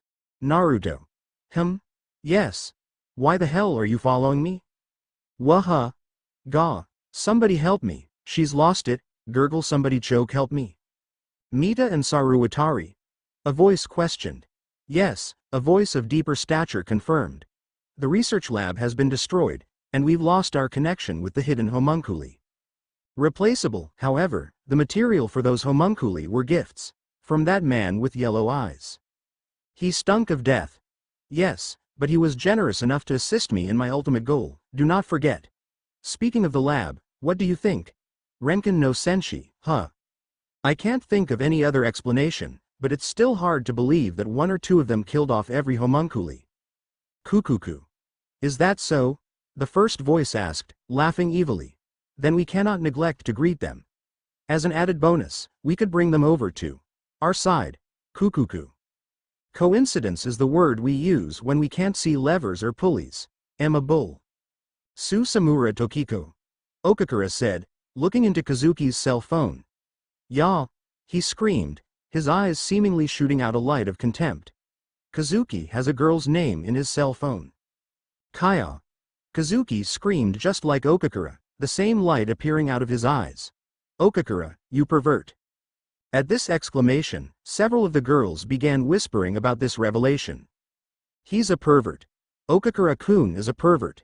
Okakura-kun the pervert. Okakura-kun's a pervert. It's not true. The target of gossip yelled, baring his sharp teeth, frightening the group of girls and making them back away with a fearful outburst. This kind of thing happens because you look at others' cell phones without permission, Dehama sighed. When will you learn? Kazuki's cell phone began ringing, as did Naruto's. Kazuki answered his while Naruto continued to laze around in his seat. If both of them were to answer at the same time, then his cover would be ruined. Damn it, Tokiko-chan. Naruto cursed. Is this for what happened today in the morning? Ah well, you'll have to do better than that. Oh, Tokiko-san. Kazuki said, answering the phone. I'm still kind of tired, but... he said as he walked down the aisle. Dehama had turned his head sideways, while Okakura's mouth was gaping, his eyes flashing red. I'm fine, Tokiko-san. Huh, it looks like he really does have a girlfriend after all, Dehama commented, while Okakura proceeded to grind his teeth and glare at the brunette. Damn it. It looks like he's saying something about strawberries, the pervert growled. What are they talking about? After school, Rokumasu told them, they're going to meet at the haunted factory. You can hear? Dehama asked. No, the spectacled high schooler replied, turning around from his book. It's just lip reading. Just lip reading? Okakura exclaimed. Just what the hell are you? Just as Kazuki left the class to take a trip to the bathroom, Naruto's phone rang again. This time, he flipped it open and placed it against his ear, listening to her beginning rant about not picking up. "Oh, Tokiko-chan? Tokiko-chan?" Okakura and Dehama exclaimed. "Yeah, What? Don't tell me that you're still angry at me." He held the phone at a distance now, but he could still hear her shouts. "Come on, how was that my fault? I already had to endure one of your grueling sessions." "Grueling sessions?" Okakura repeated, mouth ajar. "Gia. Okakura, you pervert." Rokumasu sighed. Yeah, I'll meet you there." "Yeah. No, don't hurt me." "Yeah, I won't ditch out on you." "Yeah, bye." When you live your life with an appreciation of coincidences and their meanings, you connect with the underlying field of infinite possibilities. Deepak Chopra. This just proves my point. Naruto stood on the roof of the factory, looking down upon Kazuki. The brunette had dug graves for the remains of the homunculi, and was praying for them. It reminded him of the time he dug the graves for Hiku and Zabuza back during the mission in Nami no Kuni. Hell, it brought back nostalgic memories. Everything from tree climbing with Sasuke to stuffing his face out.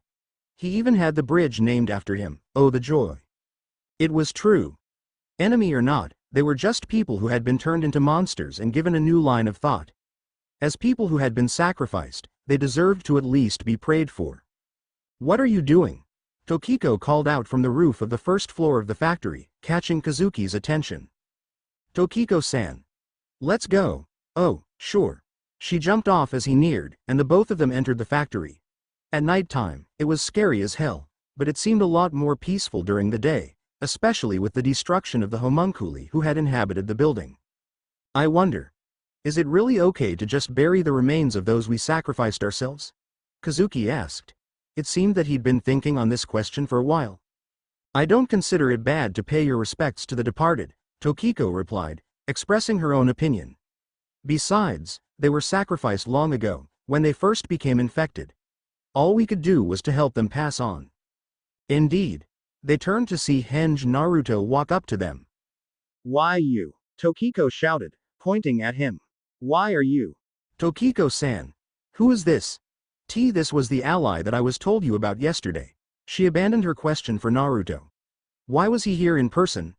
Well, only she knew about his true identity, but did he really trust her so much to not let out his secret? Anyways, he's not that important. Let's move on. "What about him?" Kazuki protested. "It's fine," Naruto replied, waving them on. "I'm surveying the area, making sure there are no threats." "Well, all right. What's your name?" Naruto said, his eyes widening a bit. My name is Uzu no Sarora." "Uzu. Saru. What? Never mind my name, it's not important. You have better things to be doing than talking to me." Scram. "So, that guy aside, shouldn't we tell the police?" Kazuki asked as they continued walking. Naruto looked on as they walked farther away, a reminiscent look on his face. The name he'd invented brought back memories. Some happy, many painful, but he dwelled the longest over the happy moments that he'd had with the short time he'd been in Kakashi's Team 7. 3 years ago, that happy life had been shattered, leaving his innocence in the same state. From that point on, whenever he fought, it was usually for the kill, whether it was against Akatsuki, Orochimaru, or plain shinobi. Kazuki's innocence would eventually suffer the same fate, the fate of those who fought. "That's not a part of my mission," Tokiko replied. "My mission is to fight. The police wouldn't be of any help anyway."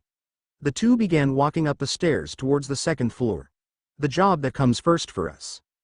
"Yeah," he suddenly exclaimed. "If it's about that, well, I've been thinking about it also." "Really?" she asked in a suspicious tone, turning around slowly. "Yeah." He held up a paper with a list of names. "First of all, I have to think up a cool name for my lance. Number 1. Super Ultra Special Strong Muscle Deluxe. Number 2. Dragonfly 2006. By this time, Tokiko had gone from being surprised to sighing out of exasperation. Number 3. Simply, Lance. Number 4. The Sword of Surprise. Now, which one? Something like that comes last, she growled as her presence became larger and more intimidating. "First off, we need to investigate about the enemy. I even thought all these up overnight. So that's why you're so tired, Tokiko accused, pointing a finger at his face. Get your act together, she barked, moving forward suddenly and making him step back, startled. Why yes ma'am. They continued on up to the second floor, where a large metal door stood in front of them. It was already half open, courtesy of Tokiko, and the two walked into the dark room. There were no windows in here compared to the first floor, with the only light coming through the door, so it was darker. There was nothing inside, save for a small metal contraption sitting at the end of the room. While you were at school, I went over this place, she explained, leading him to the microwave-sized device. This is the device to produce the matter of homunculi. I discovered it while looking through the basement. There's a basement? Oh, yes, I forgot. You and your friends don't come here, do you? Not really. On another note, what matter? The matter is made using living cells as its base, said Tokiko as she walked up to the device and picked up the bottle that was placed on the middle of it. The size of the matter is about 3 centimeters. It's a weak organism that can't survive much more than a day, unless it's in a narrow space, like this sealed flask. However, if that weak organism, or matter, attaches itself to a human brain, it'll take over the body and changes its nature into a powerful man-eater that can retain a human form. You mean, like a parasite? Kazuki asked, still not fully understanding. It's a mix of parasites and symbiotes. While parasites need to attach itself to a host to survive, like the matter lives within the host, changing it and molding it into something stronger that can support itself in the harsh world. Then, Mita and Saruwatari were both products of that change, she confirmed. They were once both human, but was infected and turned into homunculi by the person who created the matter. Fortunately, each individual matter affects only a single individual, but that individual will sacrifice more to feed itself. That means that there'll be a lot of sacrifices, Kazuki concluded. That's right, she again confirmed, turning around to face him. Even knowing that many innocents would be sacrificed to be eaten, someone did the research and work to create these monsters. He or she may even have had help, considering how many there were yesterday night. As you saw, the only thing that can stop them are Arbuso Renkin. Coincidence, if traced back far enough, becomes inevitable, Hainu. You're late, Naruto growled as Tokiko and Kazuki emerged onto the roof, the third floor of the factory.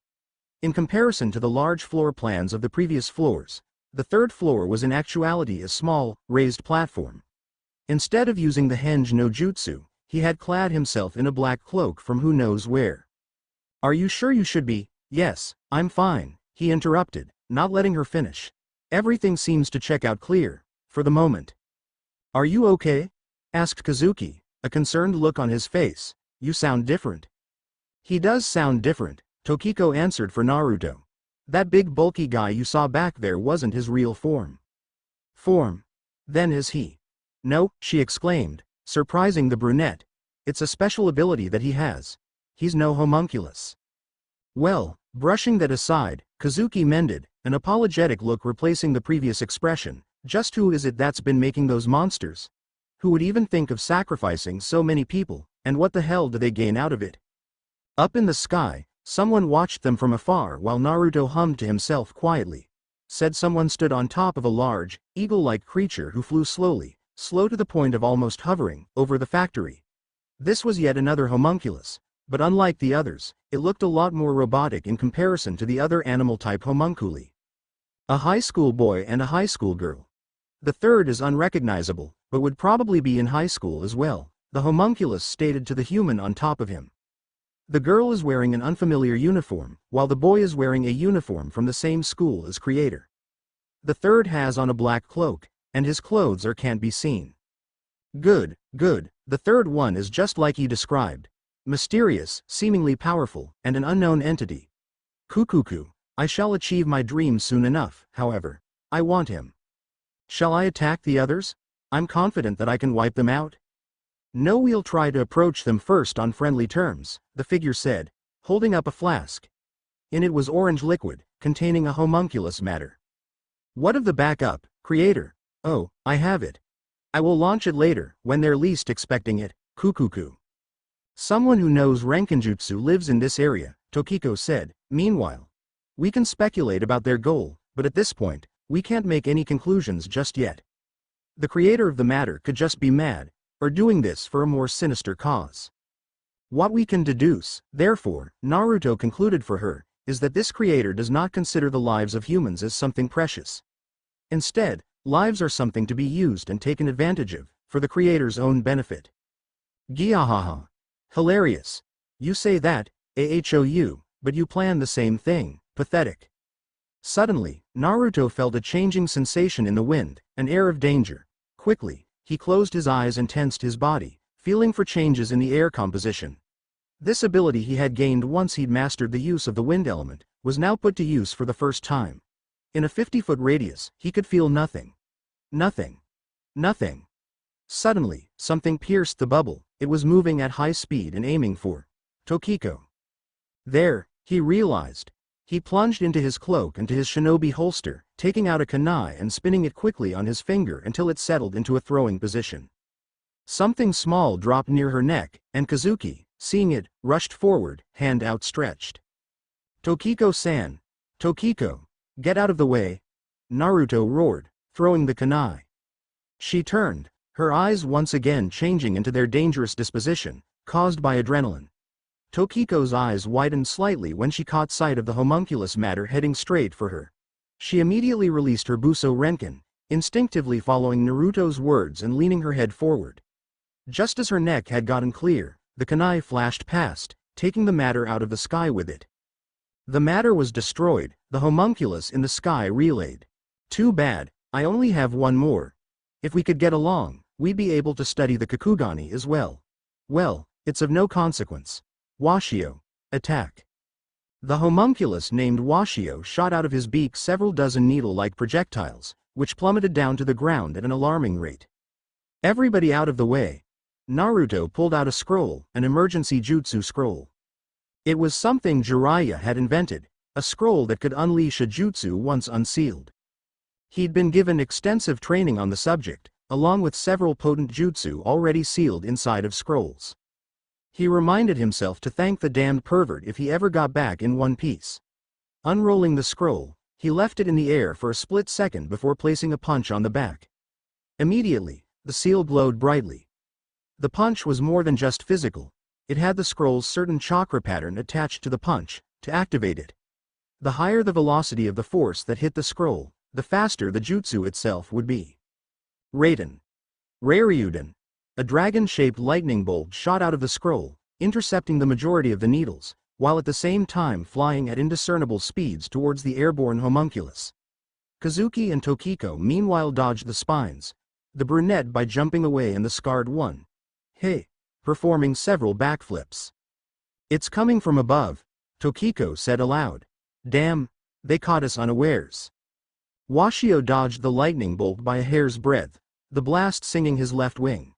He flew past the trio at high speed, turning around at a distance to charge at them again. While Naruto braced himself, Kazuki placed his right hand over his heart, releasing his Buso Renkin. He's coming, she warned. Throw your lance up into the sky. With the energy of Buso Renkin, it'll reach him faster than it normally would. But if I miss, Buso Renkin are born from your fighting instincts. You won't miss. Trust me. All right. Pierce, my Buso Renkin, he yelled, reeling back and throwing the lance straight up into the air. The sash glowed golden, feeding energy into the throw and sending it roaring to Washio. At this time, Tokiko took a few running start and jumped up as well, taking hold of the end of the sash. The lance continued its way up at high speed, regardless of the extra weight now attached. Dodge it. The figure commanded to Washio, who did so by turning his flight path to the right. That was when Tokiko finally reached them, her Valkyrie skirt already moving forward to slash. Do you really think that I'll let you go? She yelled. Surprising, the figure said happily. What wonderful specimens. His smile turned into a malevolent grin. Her Valkyrie skirt thrust their blades, but Washio turned at the last second, veering away quickly.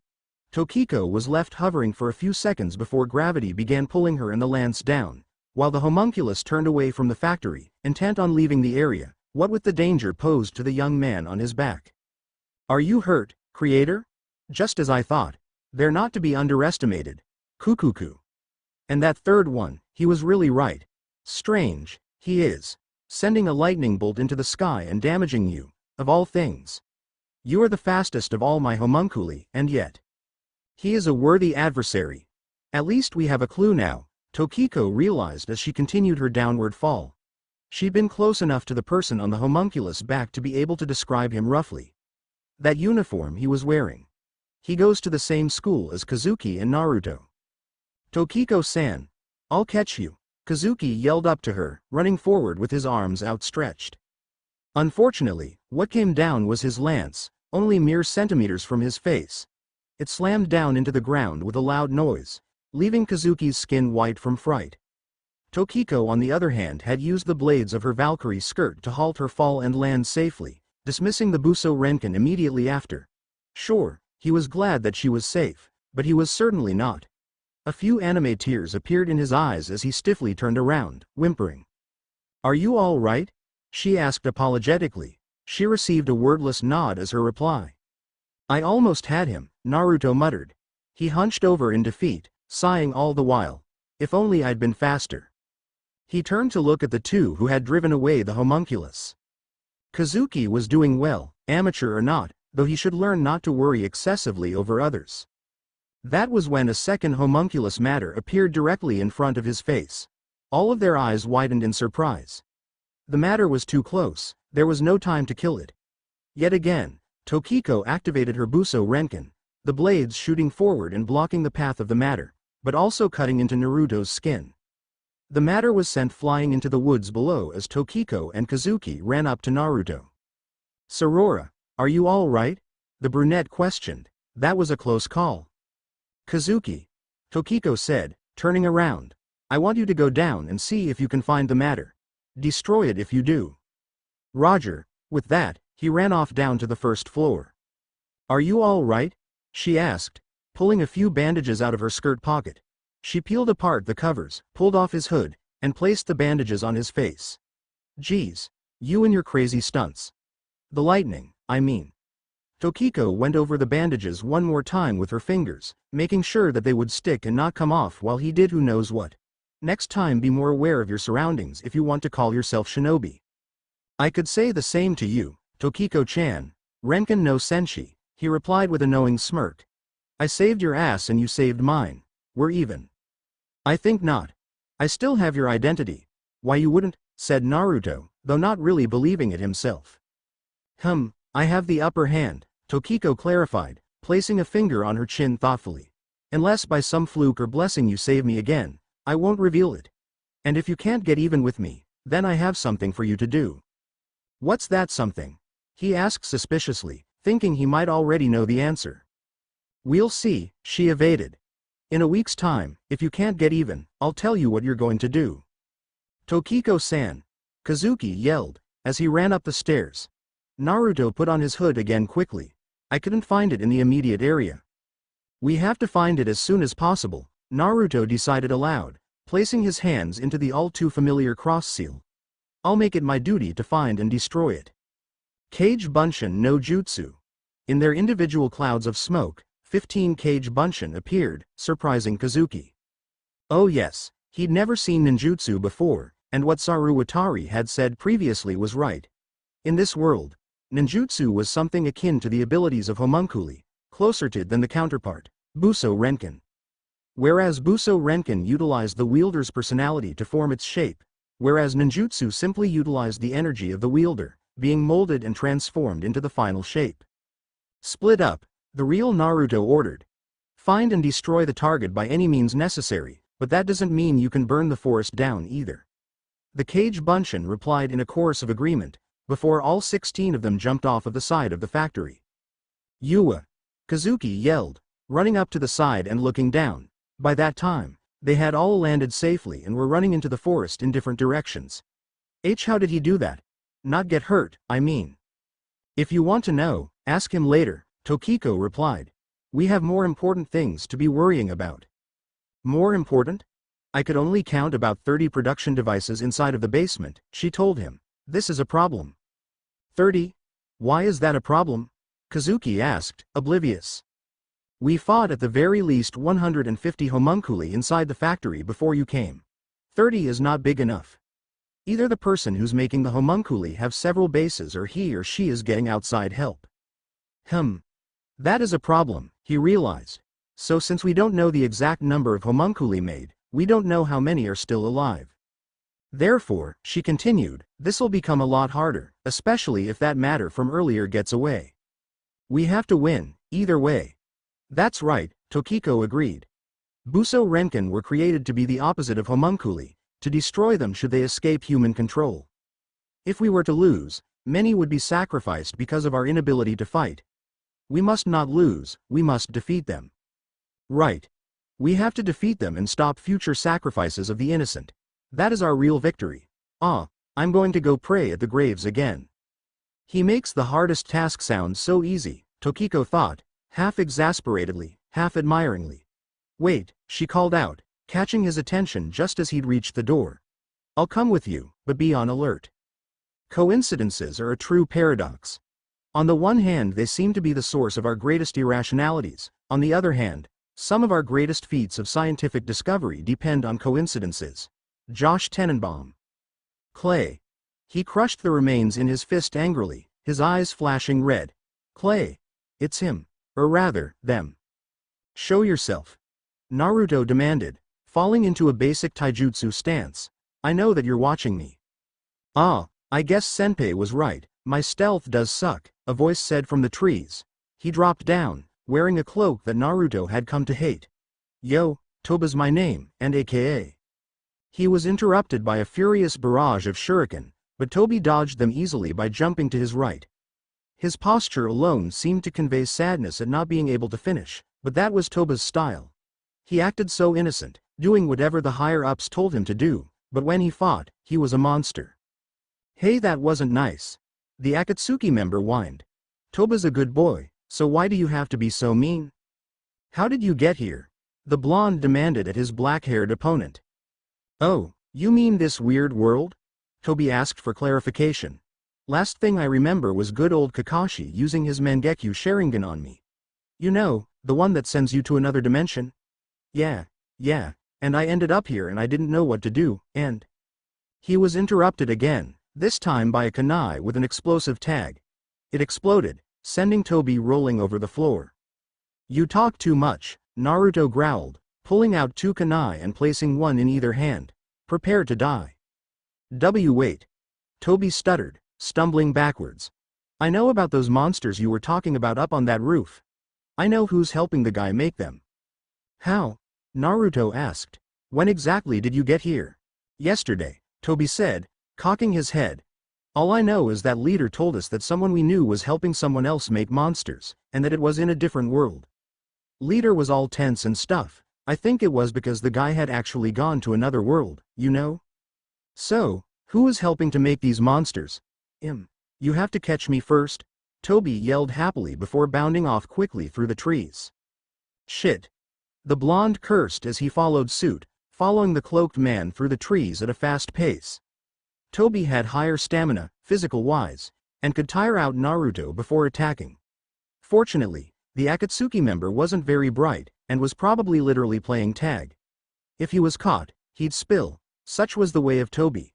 At times, he even wondered why he called Kakashi-sensei a good friend. Stop. Make me, Toby sung out as he continued the chase. Che. Naruto pulled out several kunai and explosive tags, carefully placing the tags around the handles. If he wants to play hard to get, I'll play hard to let live. Haha, yes. I am finally rubbing off on you, my pathetic container.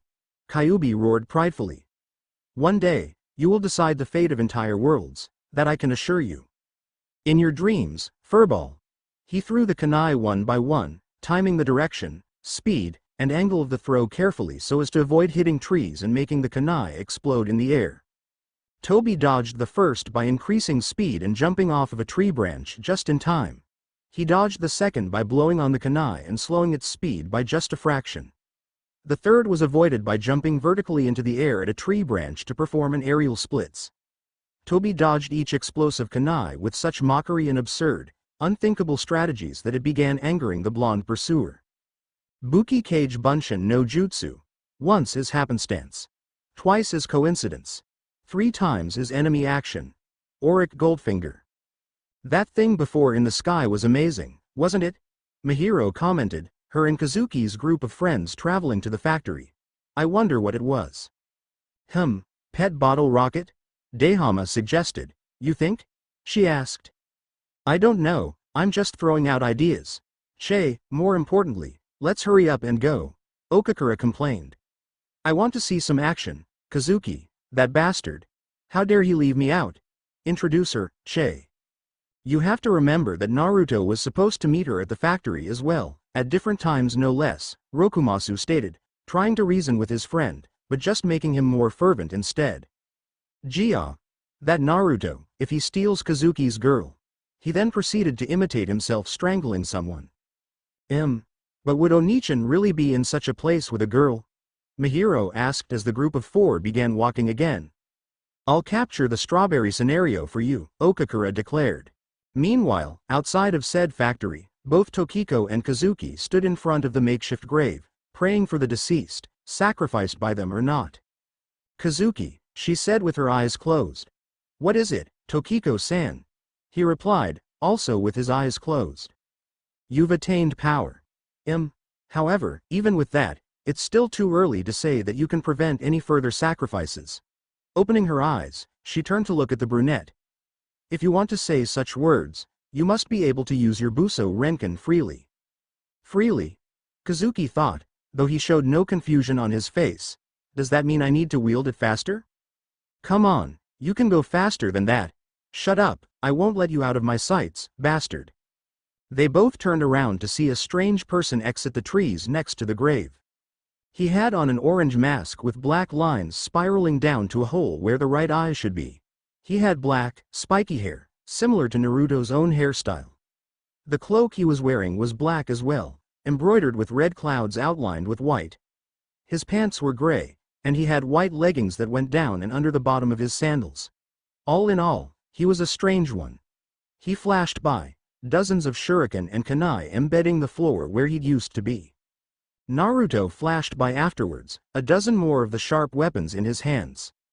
I won't let you get away, he roared as he threw them all. Haha, you have to do better than that, Toby exclaimed as he twisted in midair, dodging them all. Bingo. Boom. An explosion occurred in front of Toby, pushing him back and sending him sprawling onto the floor. That wasn't nice, he complained, hiding an exploding kunai in the weapons. Naruto stood over him, his right leg on Toba's chest and his arms crossed. Though one couldn't see his crimson-red eyes inside of the hood, Tokiko could literally feel the energy and intent that rolled off of the blonde. I win, and you tell me what you know. Alright. Just don't hurt me, the Akatsuki member whimpered. You're scary when you're mad, nah. Naruto stomped on Toba's chest, hard, making the man grunt in pain. The message was sent clearly. Don't mention the name, or suffer more pain. Toby began gasping for air as he nodded frantically. It seemed that Naruto had stepped on the man's chest too hard, and was now blocking off the circulation of air around the lungs. Oops. Oh, there they are, Mihiro yelled out. Startled, Naruto quickly threw Toby into the brushes and followed suit, hiding from the recently arrived people. Hey Onichan. She sang out, waving. Oh man, who told them that they were going to meet here? Did you tell them to come here? Tokiko asked, turning to face Kazuki. No, I didn't say a word, he replied, obviously confused about how their whereabouts had been discovered. Well, it's fine. I'll entertain them a bit and leave. What are you doing in a place like this? Rokumasu questioned. He truly seemed curious about why they were near the haunted factory, not that the spectacled teen even believed in ghosts and hauntings in the first place. Ah. It's true, Onichan does have a girlfriend, Mihiro exclaimed happily. Huh? WWW what? By this time, Kazuki had a shocked expression, an oversized sweat drop falling down the back of his head. Kazuki, Okakura screamed, his eyes glowing again. Congratulations, congratulated Dehama. Treat us to something. That came from Rokumasu. The guy had a love for free food, and was always trying to find ways to get his friends to buy food for him. Hey, since when? Since when? His sister questioned. Girlfriend?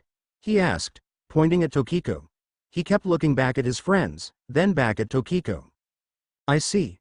So I'm your girlfriend? Girl in question asked, her eyes shadowed and her voice emanating danger. At that moment, a wind blew past, multiplying the doomsday effect that Tokiko was radiating. Kazuki turned blue with fright, as did the others, save for Rokumasu. No, he just looked surprised. The other four began whimpering until they decided to do the smart thing. We're really sorry, they all yelled, bowing down to the floor in apology. Yeah, you should be sorry. A voice came from behind them. If Tokiko-chan is anyone's girlfriend, she'd be mine. Kazuki turned, and felt his eyes widen in shock. NN Naruto. Yo, he greeted.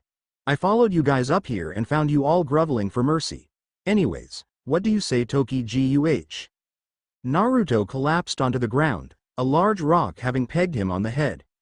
The source of origin came from an angry and shaking Tokiko, whose face had turned red, either from embarrassment or anger, none of them knew. She stalked up to the knocked-out blonde and began kicking him in the side viciously, frightening the audience further. Finished with the beating, Tokiko then proceeded to drag Naruto over to the group, throw him on his face, place his right arm behind his back, place a firm foot on it, and take his left arm with both of her hands. He groaned, coming to. Did I get attacked? You are now, she growled, pulling. Gia. Naruto's legs flailed around, trying unsuccessfully to reach her arms and attempt to remove them from his arm. No, please stop, he begged. I promise not to do it again, I promise. Swear on it, she demanded. Tokiko-chan, you know I don't do that kind of swear ga. Alright. I swear that I won't try that agai ga. I swear that I won't do that again. She let go of him, making him sigh in relief, but the other six, Toby included, though he was still hidden in the brush, retreated backwards in the face of such violence. WWL, if why you aren't Kazuki's girlfriend or Naruto's girlfriend, then what are your RRR relationships? Dehama stuttered. He'd always thought of girls as mostly friendly, but Tokiko just seemed plain dangerous. Gee, Naruto chuckled, freaking everyone out but prompting Tokiko to kick him in the side again. Thanks, Tokiko-chan, that kick helped jumpstart my voice box. Anyways, Tokiko-chan and I go way back, we're childhood friends. A pathetic excuse for a pathetic mortal. If I were you, I would have declared her my slave, or perhaps a beaten rival. Does she look beaten to you? Point made, mortal. However, you forget, I stated that if I, not you, were you, then I would have declared her my slave or beaten rival, simply because it would have been true, Kyuubi countered. You confuse me, Kyuubi. I suspected that your fleshy little mortal brain could not match up against a demon's brain in intelligence. If you were so smart, you wouldn't have gotten yourself sealed in me in the first place, Baka Kitsune. Oh, so you know each other well? Mihiro asked. Of course, Naruto declared. I know Tokiko-chan has a fetish for T-guk.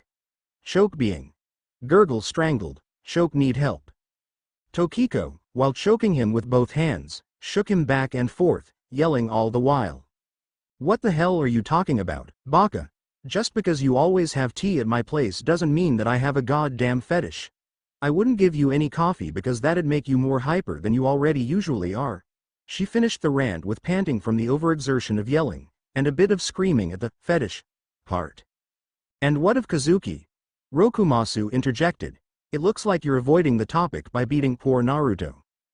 Kazuki, Tokiko began, is an acquaintance, we met yesterday. Aha. Possible relationship, Okakura exclaimed. Strawberries. What the heck are you babbling about, Okakura? Kazuki replied shakily. I'm just helping Tokiko-san with something before she moves. Moving? Where? His sister asked this time. To a hotel. Okakura looked at Naruto, who had spoken, then Tokiko, who was glaring at Naruto, then at Kazuki, who was clueless. The high schooler attempted to put two and two together, but when combining, he slipped, and the two pieces of information got stuck together in an absurd position. Gia? Hotel? Do you mean to say that you're going to move in with her? What? Kazuki shouted in surprise. Look at yourself talk, that's absurd. Kazuki's right. The blonde confirmed in his sitting up position. She gets mad as it is when I come over unexpectedly, She'd be even angrier if someone tried to move in with her. I would know, I've tried. You've tried. Oh man, Daihama sighed, a palm on his face to block out the embarrassing scene from view. Kazuki-kun, just ignore Okakura-kun. Say, interrupted Rokumasu, instead of standing around here and talking, why don't we go somewhere for drinks? Ah, that sounds good, Mahiro agreed. We do have a lot to talk about, after all. Naruto. Kazuki. No, Naruto halted Tokiko's sentence with a quick hand to her mouth and his own sheepish grin. Forgive her, she's kind of antisocial, he explained. What the hell do you think you were doing? She whispered fiercely, glaring at him. Without a response, he pointed to Mahiro, who had turned around. What? Tokiko's eyes widened when she saw it, but returned to normal, so as not to attract attention from Rokumasu, who seemed to be keeping an eye on them. Wrapped around a lock of her hair was the homunculus matter, waiting to pounce at any moment to take over someone. Kazuki looked at her confusedly at the abrupt action, but found himself seeing what she was seeing as well. Yay! Kazuki's sister exclaimed in happiness. Everyone, let's move out. Rokumasu, Daihama, and Okakura all muttered their agreements as they turned around for everyone else to follow. Ah, if only they knew how much danger they were in. Tokiko-san, Kazuki whispered, sidling up next to her. That thing, my sister. Yeah. This is getting troublesome. I shouldn't have deflected it, but destroyed it, but if I hadn't, then Ensorora would have been killed, either by the matter or by my own blade. Hey, if you two don't hurry up I'm going to drink your drinks for you. Naruto called out, playing the fool in front of Kazuki. Inside, he was breaking down. The phrase that Tokiko had just said, this is getting troublesome, it had been a phrase that Shikamaru had used often whenever they'd gotten into a tough spot. In every situation, the genius had been able to get them out narrowly, using his smarts, and Tokiko, smart as she was, and having used that phrase, had reminded him of the home that he missed so much. Okay, he didn't miss Konoha all that much, but it was the precious people within the village that he truly missed. Iruka-sensei. He must be worried, and Tsunade-ban too. He looked to the sky, stopping his movement for a while. Naruto, hurry up. Mahiro called back to him. Tell Onichan and Tokiko-san to hurry up as well. The sky looks the same as it did in Konoha, he murmured. No matter where I am, as long as I can see the same sky that you're seeing, I'll never disappear. People break down into two groups when they experience something lucky. One sees it as evidence of a higher power, while the other see it as pure luck. M. Night Shyamalan. I'll get rid of it. Tokiko volunteered as the seven of them walked down the road that diverged from the path that led to the factory. I'll help as well, Kazuki said, determined to save his sister. No, she disagreed. Stay out of this. We have to get rid of it without anyone noticing. Should we fail, everyone will be in danger. Once it reaches the brain, it's the end. At that point, there's nothing more we can do other than to give them a merciful death. The victim will have their mind crushed and their body taken, and will no longer be themselves, becoming a man-eating monster. I understand, but this is my sister we're talking about, he protested. I know where you're coming from, but you still can't activate your Buso Renkin discreetly without anyone else knowing. Your attacks use large-scale techniques that rely on brute strength. Also, you can't use Buso Renkin freely yet. Kazuki turned his head away, closing his eyes for a second, then reopening them, reassuring himself that Tokiko could do this. My Valkyrie skirt is quick and accurate. Its 4 blades and arms can deal with 4 possible targets. There are 5 of them, though, he pointed out. Naruto can take care of himself. Remember, he's known me. He knows what I do. Anyways, Naruto aside, no matter who the matter goes for, my Buso Renkin can cope with it. So, which one of them will it go for? At that moment, the homunculus matter moved and Naruto, sensing danger, hopped back quietly. It moved. Both Kazuki and Tokiko saw. Buso Renkin activated. Valkyrie skirt's 4 blades shot towards the matter, which it dodged by shooting straight for Tokiko. At least, it seemed to, until it dodged an incoming shuriken and changed direction. Straight for Naruto. Shit. It can dodge in midair. All 3 thought to themselves. Her Buso Renkin's blades retracted and thrust themselves at the matter again, but it evaded this time by latching onto the edge of the weapon, swinging itself with the tail and throwing itself yet again at Tokiko. What kind of matter is this? Che, Naruto growled mentally as he grabbed a surprised Kazuki's arm and knocked into Tokiko, sending all three falling over the edge. Huh? Okakura muttered as the other four turned around to see no one behind them. Where's Onichan? Mahiro asked. And Naruto? Dehama added. They ran away. Rokumasu concluded, straightening his glasses. Kazuki! Okakura screamed, eyes glowing. Meanwhile, Naruto slid down the steep hill with both Tokiko and Kazuki in tow, but it was harder than it looked, trying to balance down something like this with two people at once. If he'd been quick enough to stick with chakra from the beginning, then he wouldn't have had to do this, but he hadn't. If he did so now, he might cause slight internal damage from the abrupt stop. Luck shone upon him when Tobi appeared in the treetop, motioning for Naruto to throw one of them over. Nodding his thanks at the childish Akatsuki member, he tossed over Kazuki, and with one less load on his arms, he began ninja jumping down along with Tobi. Well, that is, until Tobi accidentally smacked himself in the head by running into a hidden tree branch, sending Kazuki flying onto the floor and rolling down the hill. Tobi was left hanging by his head, wondering why he had stopped moving. Coincidence is logical. Johann Cruyff. Kazuki groaned, opening his eyes slowly. You're finally awake? Tokiko asked, holding her side while she sat on a log. The sun's already set. What happened? He gasped out as he sat up quickly. Where's Naruto? He turned to where she'd pointed.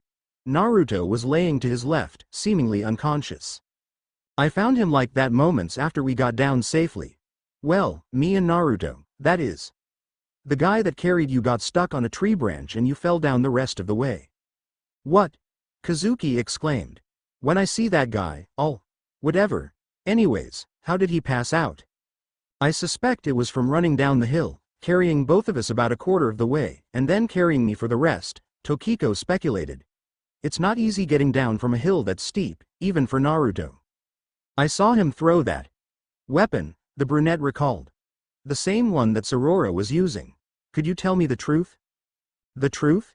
Your body is covered in wounds after falling for so long. And at that moment, a very painful sensation traveled up his body, paining every single muscle, bone, and organ he had in his body. Of course, this resulted in a very appropriate outburst. Itai, ouch. He was left twitching from the pain. Sure, the yell had released a lot of the tension that the pain had caused, but a good part of it was still there. Oh gods, when he got a hold of the fool that dropped him, he'd make him. What was he thinking? Violence wasn't the answer to everything. Sure, he'd been dropped, making him hurt all over, but maybe the guy was just clumsy. Or who was the guy carrying me? And tell me the answer to the previous question, Tokiko-san. Alright, she sighed. Naruto is Sorora. Are you satisfied for the first? Because I hope you are. The guy that carried you was that masked man. Naruto called him Tobi, which seems to be his name. What happened to him? He asked, truly curious. I don't see him around.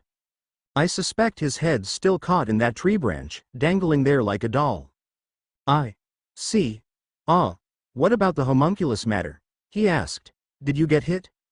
Naruto groaned as he sat up, rubbing his forehead all the while, surprising Kazuki. Didn't Tokiko just say that he'd carried her all the way down that steep hill? He could understand his own being unconscious because of being knocked around, but that kind of exertion should have left the blonde unconscious for at the least a day or two, not just half. Counting the fact that Sorora was Naruto, and seemed to know a lot about weaponry and strange techniques, Naruto was now an enigma of the highest order. It's all right, the said, assuring both of them now that they were both conscious. Thanks to Naruto, the matter didn't penetrate my brain. With that, she lifted her shirt up a bit, revealing the matter. It was sunken into her skin, located to the right of her navel. The damage seemed near permanent. I'm sorry that I wasn't able to do anything, Kazuki apologized. If only I'd been stronger. Stop it, Naruto ordered. Tokiko-chan told you not to interfere, and when her life became jeopardized, as shinobi, I stepped in. My job forces me to specialize in stealth and silent killing, but I lean more towards the destructive nature of shinobi. You didn't do anything wrong, there's no need for you to apologize to her. But still, I'm sorry, the brunette said forcefully. I know that I didn't do anything wrong, but that's exactly it. I didn't do anything. So you feel helpless, concluded Naruto. Don't be. Whenever you feel helpless, the only solution is to become stronger. Kazuki, do not feel. Act. If you don't want to feel that helplessness again, become stronger, strong enough to protect those who you consider precious. Precious. The word was also nostalgic. Haku had first introduced the concept of fighting to protect precious people. In the past, it had been done instinctively, but to actively know and act upon it, deriving strength from the determination to protect that person, that was the first. Ever since then, he'd fought and fought for them. Iruka-sensei, who had been his first. Kakashi-sensei. Naruto had found out from Enko that Kakashi had always looked out for him as a young boy. Not all the time, as Kakashi was an elite Junin and well desired by employers, but whenever the Cyclopean Junin had a chance. Gaara, someone who had understood his pain. There were so many others that he couldn't keep count. Do you really think so, Naruto-san? Kazuki asked, shaking slightly. Call me Naruto. And yes, I think so. I've lived my life based around the two principles of protecting my precious people, and always keeping a promise. That's my nindo, my way of the ninja. So, Tokiko muttered, her eyes narrowed, since you promised not to pull such stunts earlier, you won't break that promise, right? Right, I'll follow through with the promise. It was actually meant as a joke, but anyways, I won't do it again. Anyways, concerning the problem at hand, she said, changing the subject, before this annoying thing makes it up and into my head, we have to finish this. Why, you can be saved? Kazuki exclaimed, a smile on his face. If there wasn't any hope, I would have finished myself off long before you even opened your eyes. Turning away, she looked up at the full moon. At the distance the matter attached itself to, it should take about a week for it to reach my brain. Within that short time period, we have to get rid of any and all homunculi and get the cure from the creator with the Papillon mask. If we can't make it within the time limit, then I'll become a homunculus. She turned to face Naruto and Kazuki. If it ever comes to that, you must kill me. There is someone else, Naruto said abruptly as he too looked up at the moon. It had been a full moon the night Sasuke had left Konoha, leaving Sakura unconscious on a bench.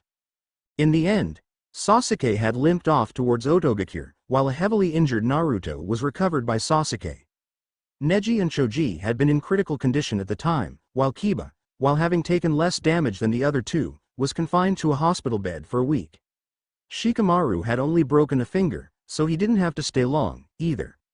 From that point on, his nindo had changed. No longer would he never break promises. He would forevermore keep his promises. Right. Toby cried out as he appeared from the underbrush. I finally got myself out of that tree branch, and what timing, Someone else. Kazuki repeated. Yeah, there's someone else. The masked man sung out. Naruto-san caught me, so I might as well finally tell you. He's. As if spiting them, evil laughter filled the clearing. Homunculi appeared at every tree, surrounding the four. Unlike the slow ape-like homunculi, these were snake-like, vicious, quick, and worst of all, sneaky little bastards. There were about 100, similar in number to the previous encounter. Perhaps with Toba's presence though, the battle could progress smoother. Eek! Snakes! Toby screamed. Perhaps not. The homunculi charged swiftly. Tokiko, fully intent on fighting, pulled out her Kakugani. Buso! Searing hot pain overtook her, and she instinctively grabbed for her side. The matter? It was interfering with her ability to use the Buso Renkin. She knew that homunculi couldn't use them, but to such a point that she could barely use it when she was just infected. 5 homunculi neared in on her position. It was either the creator hadn't ordered this attack and the homunculi were taking matters into their own hands, or someone was commanding them, or that the creator didn't want a Renkin no Senshi homunculus. Seeing as how devoted the creator seemed to be, it must have been the first choice. They reared up to strike, but were cut down by Kazuki's Lance Buso Renkin. What? No sound activation or movement. Toby, stop acting like a scared schoolgirl and fight, Naruto roared, wind spiraling around his right arm. Kei's no Yaiba. The blade of wind fully formed, he took to slashing at the homunculi left and right, going for the heads first, then the markings. It took longer, but it was definitely safer and easier.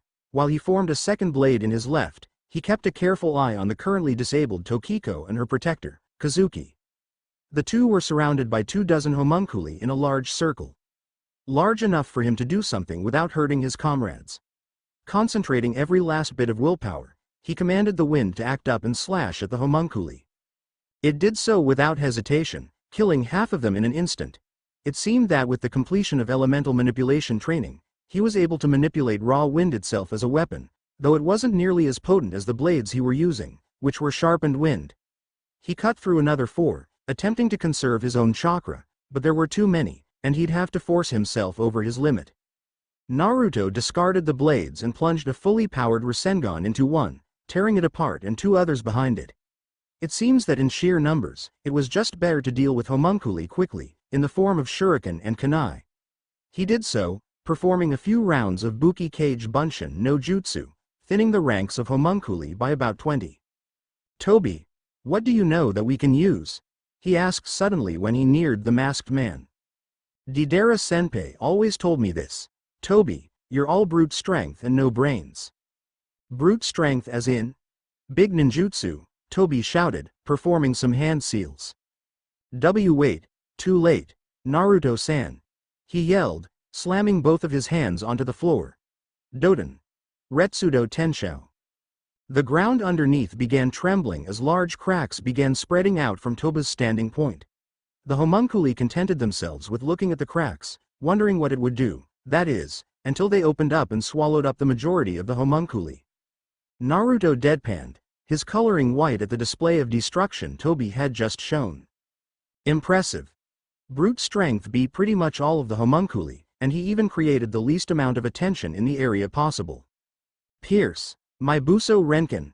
Kazuki shouted as he fell from the air, piercing, as the name of the move suggested, 5 of the homunculi in the head. 4 more jumped at him using their tails, but Kazuki merely ducked under them, slicing each of them in half quickly, and that was impressive when using such a bulky weapon. I will protect Tokiko-san, he declared, his sash glowing golden. Pierce, he roared, cutting through another 4. Picking out a few choice shuriken, Naruto dealt with the sparse amount of homunculi left in the vicinity with pinpoint accuracy. For once, he'd been glad that an Akatsuki member was on his side.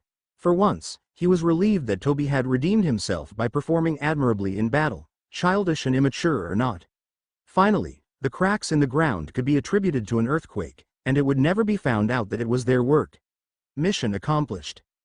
Thank you, Toby. You did great, Naruto congratulated the masked man. You made it so much easier, by swallowing up pretty much all of those homunculi. Thanks, Naruto-san, he mumbled, before collapsing on the spot. Chakra exhaustion, the blonde sighed knowingly. Wait a second, now he can't tell us who's helping the creator. Thud. What was that? Tokiko asked, turning her head to the origin of the noise. The remains of a frog-like homunculus had fallen over from a tree. Same type as Mita and Saruwatari, Naruto analyzed after a moment's look. It seems that the creator is getting stabbed in the back by whoever was helping in the first place. This doesn't look good, muttered Kazuki. No, it doesn't, Tokiko agreed. It's not often you see homunculi against homunculi, and that's only seen when they're desperate. Our only hope is to wait for Toby to recover and spill the secrets that the backstabber doesn't want us to know about, Naruto concluded. Our new mission is to protect Toby, in addition to finding a cure for Tokiko-chan. Right. Within that week, I'll master the use of this lance, Kazuki vowed, holding up his Buso Renkin. I promise to protect my precious people with my Buso Renkin. Hey, Mahiro! Kazuki called up, waving as he approached his sister in the halls of their dormitory. Onichan! She exclaimed, turning around. He went up to Mahiro and her 2 friends and stopped, putting up a very serious face. She hadn't seen her brother look like that ever since the time she'd been bullied by some kids in middle school. He beat them all up, of course, for picking on his adorable little sister. So surely, this had to be something important. Please lend me your uniform. While her 2 friends tried to ponder up a reason of why Kazuki would need his sister's dress, Mahiro was blinking slowly.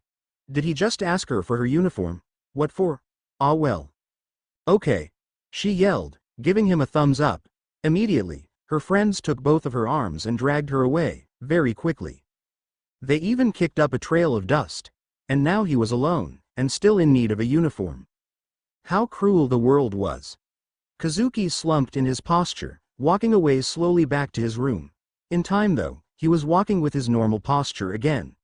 Nothing could really make him depressed for long, because he would always just jump back up to try again.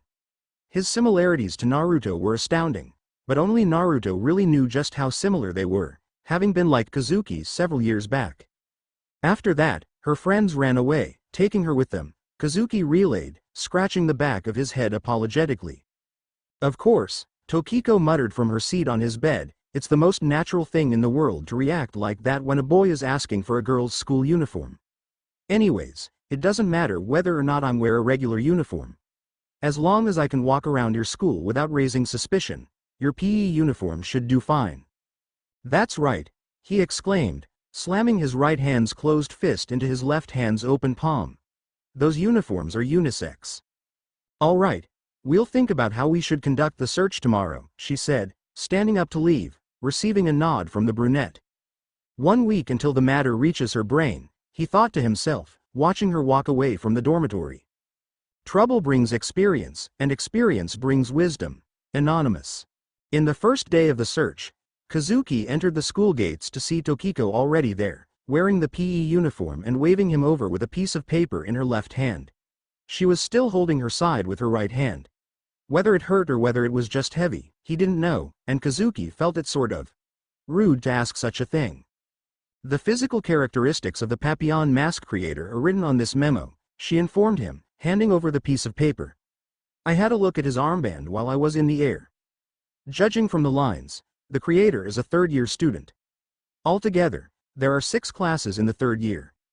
If we can check 2 classes top to bottom each day, we'll finish within their days. Right. It's only a matter of time. Let me know if you find a guy like that. I'll come to confirm it afterwards. We still don't know his face though, right? He asked hesitantly. How will I know that it's him? You'll know it when you see his eyes. The kind of eyes with a rotten look to them. Meanwhile, in a room at an unknown location, a figure coughed violently in his bed. He was sitting up, with a glass of water on the nightstand next to him and several pills clutched in his hands. At first sight, one would think that he was merely sick. Master, are you all right? Washio said urgently. Hey, the creator muttered, it was a bad idea to ride on top of your back without taking my health into consideration. He then raised his hand to swallow the pills, washing them down with water. Master, a woman spoke up, stepping forward, it would be wise to leave here for now. Because of the Renkin no Senshi? He asked. That man, I don't trust him. Kawazui disappeared during his mission to tail the boy. The area was later found to have been the victim of a minor and concentrated earthquake. As I've said before, he stinks of death, Washio growled. Has it been proven that he caused Kawazui's disappearance?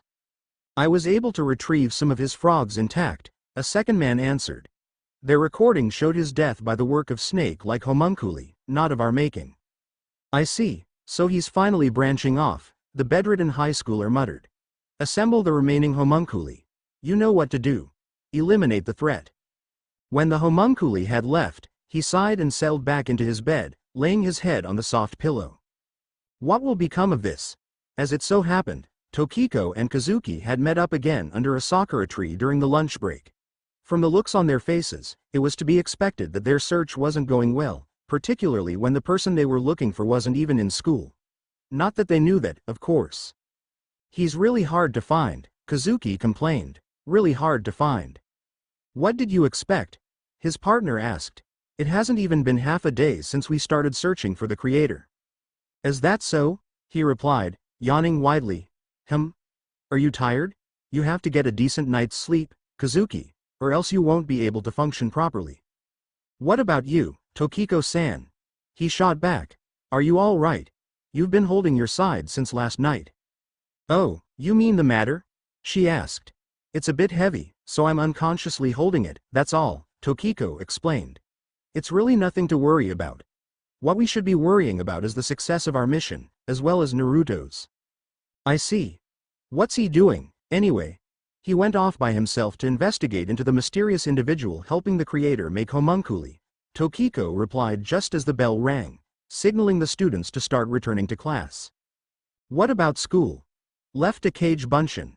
Man, Kazuki whined, I wish that I had a Kage Bunshin to take all my classes for me. Instead of whining on and on or worrying about the two of us, why don't you get back to class? Class, he muttered. What class? Oh no. He stood up and began running towards the school. It's PE. That's right, I don't have my jersey. Kazuki realized. Then there's only one option. Mahiro, he called, running into the school and into her classroom. Lend me your PE uniform. Okay, she said, holding up her PE shorts, the ones that girls wore. Doesn't he have a jersey? Mahiro's brunette friend mumbled, the other purple-haired friend also in a state of disbelief. Trouble is the common denominator of living. It is the great equalizer. Soren Kierkegaard. The scent of homunculi. It stops here. He looked up at the large building in front of him. A church. Ironic, since the beasts were savage man-eaters.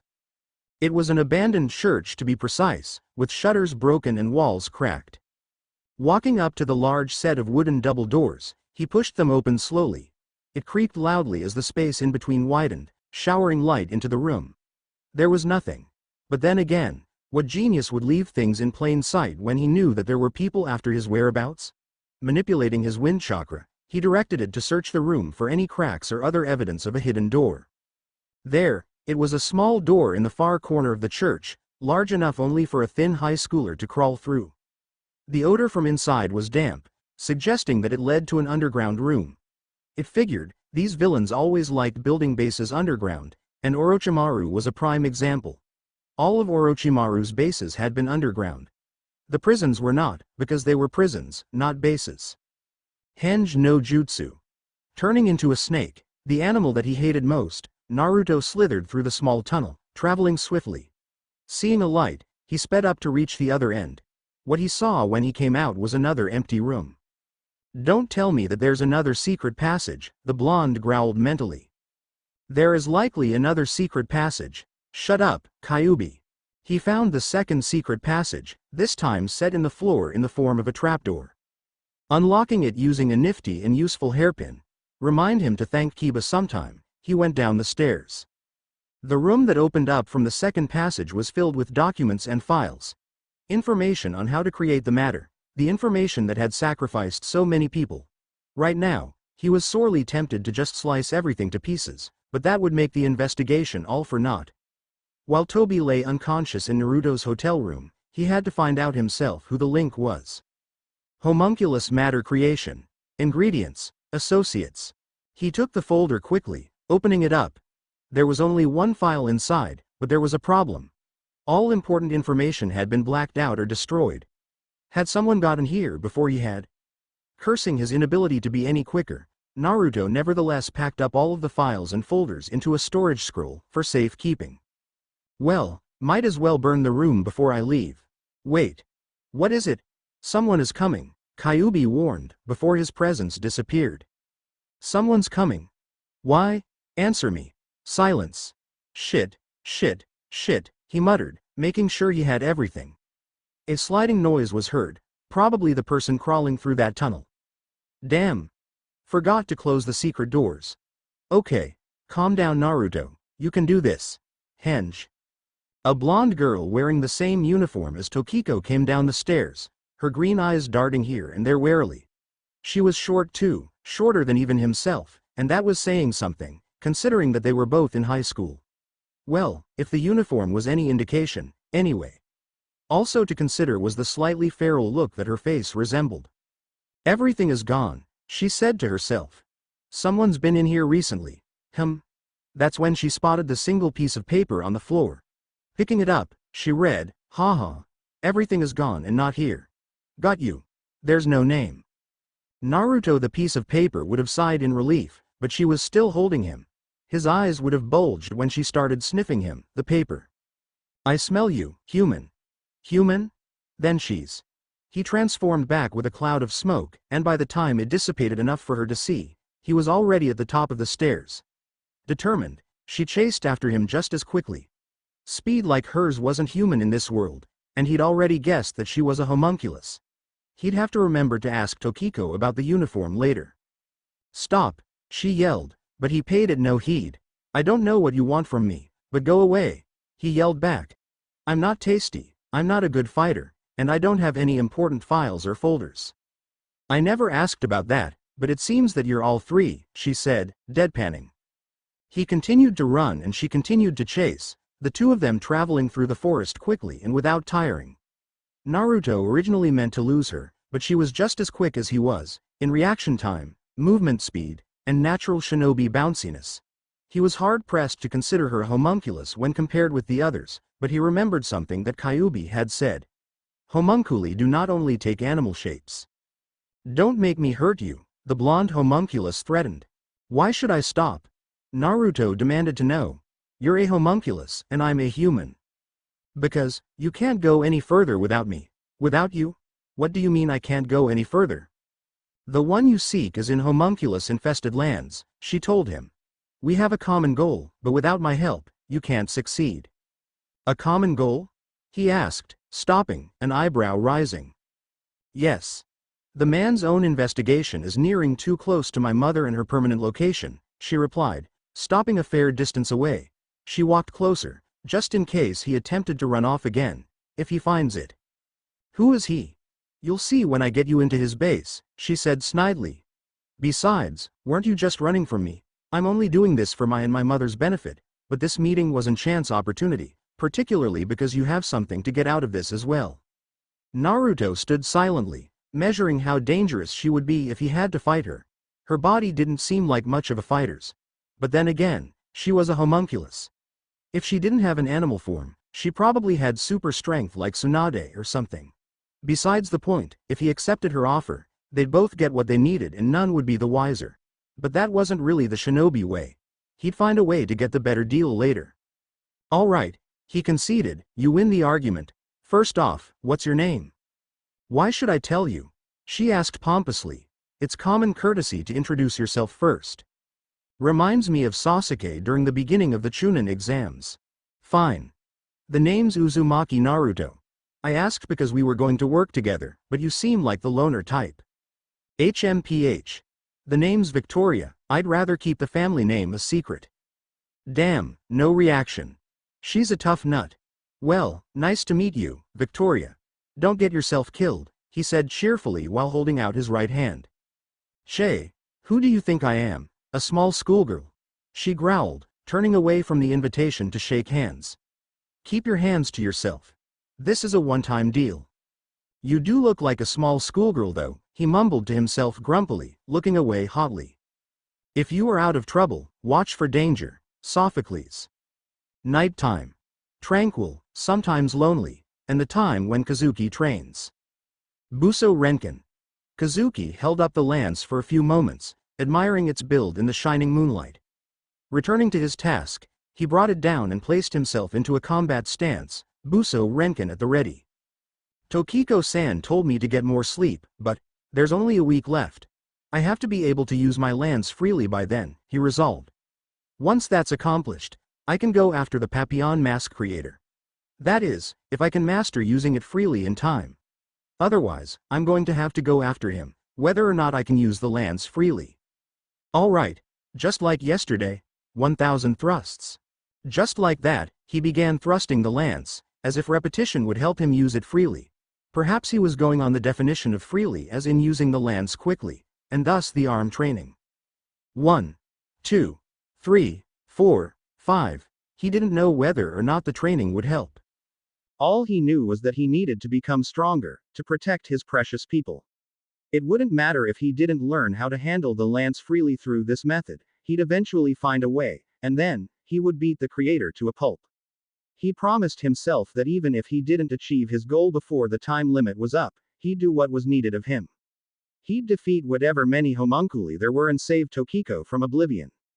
With this mindset, he continued the search during the second day of school. In the morning and between classes, he'd camp out in the third year's hallway, keeping a sharp lookout. So far, his efforts were fruitless. Tokiko did the same, looking through every PE class that showed up. She interchanged between looking through the third year's classrooms with a pair of binoculars or lounging around on the second floor of the PE building and inspecting every student. Thus, the second day passed and ended, with no leads. Where are you? Where are you? Where are you? Kazuki thought, seriously frustrated. By the third day, they'd looked through all of the third-year classes, with no success. He's not here. He's not here, he realized, a feeling of intense dread falling upon him. Was this what failure felt like? To be unable to do a thing to help someone. A precious friend. The inability to assist was painful, and his heart throbbed. He didn't want to be useless, he wanted to help, and yet, nothing was being accomplished. Every night, he continued to practice, hoping that he would become better, hoping furiously. Naruto was gone and Tobi was unconscious. Without those two powerhouses, it was up to him. Naruto. Where are you? Troubles are like babies. They only grow by nursing. Douglas Gerald. So they've been looking all throughout the school for me, have hey? Kukuku. We were still unable to identify the boy within official Renkin no Senshi files. It seems that he is either unregistered or a trainee, but even looking through the training records, he wasn't found, Washio informed, reporting the situation. For now, forget it, Washio, Creator told him. We obviously have the upper hand. By continuing to bide our time, she will eventually turn into a homunculus, and my plans will finally come to fruition. And what if she kills herself before then? The green-haired female homunculus questioned. Ah well, a loss is a loss. Her transformation is nothing compared to my final goal, he waved off. As soon as my body recovers, synthesize the research done until now. He gazed out into the center of the room, where a single incubator with a homunculus matter sat. We start the final experiment. And so, the end of the fourth day heralded the coming of a gloomy Kazuki, fresh out of school for the day and feeling down. We can't find the Creator, and even my training isn't going anywhere, he sighed to himself as he walked along the street with Tokiko. In fact, the muscle strain and lack of sleep is starting to have a negative effect on me. Where's Naruto and his huge vat of energy when you need him? Don't make such a weak noise, Tokiko reprimanded, not turning. That's easy for you to say. Let's stop searching the school today, she told him, stopping and turning around. We weren't able to find him. It's either a problem with our search methods or the location that we're looking for him in. In any case, we need to reorganize before starting up the search again. That will be better. I understand, Kazuki replied tiredly. Hey, why are you so tired? Tokiko demanded, moving closer to inspect him. There's still a chance, it's not time for you to give up yet, besides. It's not as if the time up until now was wasted either. What we have been able to find out is that he hasn't moved at all during these 4 days, the side effect of raising his guard. Added to this, there haven't been any victims in 4 days either, as a result of our investigation. So, all we have to do now is to pinpoint his location, right? He asked, cheering up a bit. Yeah. For tonight though, let's think of what we'll do after tomorrow, and how we should go about doing it. You're also extremely tired, so go get some rest. Kazuki agreed. All right then. I'll see you tomorrow, he called out, running the opposite way, but only going a short distance before stopping to turn around briefly. Tomorrow, we'll catch that Creator for sure. She gave a rare smile at his antics, but it disappeared quickly enough when the entry point of the matter began to hurt badly, making her grimace. Tokiko-san is incredible. She displays so much willpower and calmness, she's truly worthy of being called a Renkin no Senshi. He talked to himself. On top of searching for the Creator though, I have to train as well. Oh, I should ask her about how I can use my Buso Renkin freely. With that, he turned around swiftly, running back to where he'd left her. What he saw when he got there was Tokiko using a pole as a support, her body hunched over and racked in pain. Kazuki could hear her pained gasps, and he saw her moving slowly, a testament to the willpower that he just mentioned. Tokiko-san. He turned around swiftly, at the moment that she disappeared around a corner. Silhouetted by the setting sun was a young man with greenish eyes. It could also pass for dark teal. His hair was white, bordering silver, which spiked down in a cool sort of way. He wore a sleeveless violet shirt, and his pants were a pale aquamarine color, with purple sandals that were connected to purple leggings as one piece. He had a brown belt around his torso, a purple belt around his hips, and a second one around his waist, the one at the hips holding several water bottles. Well, I got separated from the rest, but I seem to have stumbled across quite the interesting place. He purred in happiness. So many people to take advantage of, but not enough. Me. The unknown individual poured out the contents of his water bottles, though hesitantly, but his hesitation vanished when the puddles of water deformed, reforming into exact replicas of him, each of them with a sinister grin. My first target will be you, he hissed out happily, taking out a large cleaver like Zanbatu from nowhere. I'll enjoy chopping your limbs off, he finished, accompanied by lip-licking. It's been a while since my bloodlust has been sated, and like I said before, I'll start with you. In a blink of an eye, he had disappeared, reappearing behind Kazuki and his Zanbatu already pulled back and swinging. Buso. Not fast enough. A man who makes trouble for others is also making trouble for himself. Shinyua Achebe. Time's running out, Victoria growled. Are you going to take your sweet time doing this, or will I have to throw you inside? Hey, he warned, setting down his binoculars. Scouting is important for the success of a mission. There's about 30 homunculi in the courtyard, and more inside, but that's irrelevant. Naruto jumped off of the 20-foot-high wall that surrounded the compound in the center of the defense against unwanted intruders. The thing is, he hadn't put shinobi in mind when he made these walls. Are you ready, Vicky? Don't call me that, but yeah, I'm ready, the blonde homunculus replied. When I give the signal, you make a break for the second floor, where the security should be the weakest, from my mother's calculations. I'll distract and hold them off in the meanwhile. My job is to destroy the files that he possesses inside of the basement, right? Yeah. Once the homunculi in the first floor leave to investigate what's going on outside, you sneak in and burn everything, it doesn't matter what it is. Roger. Go.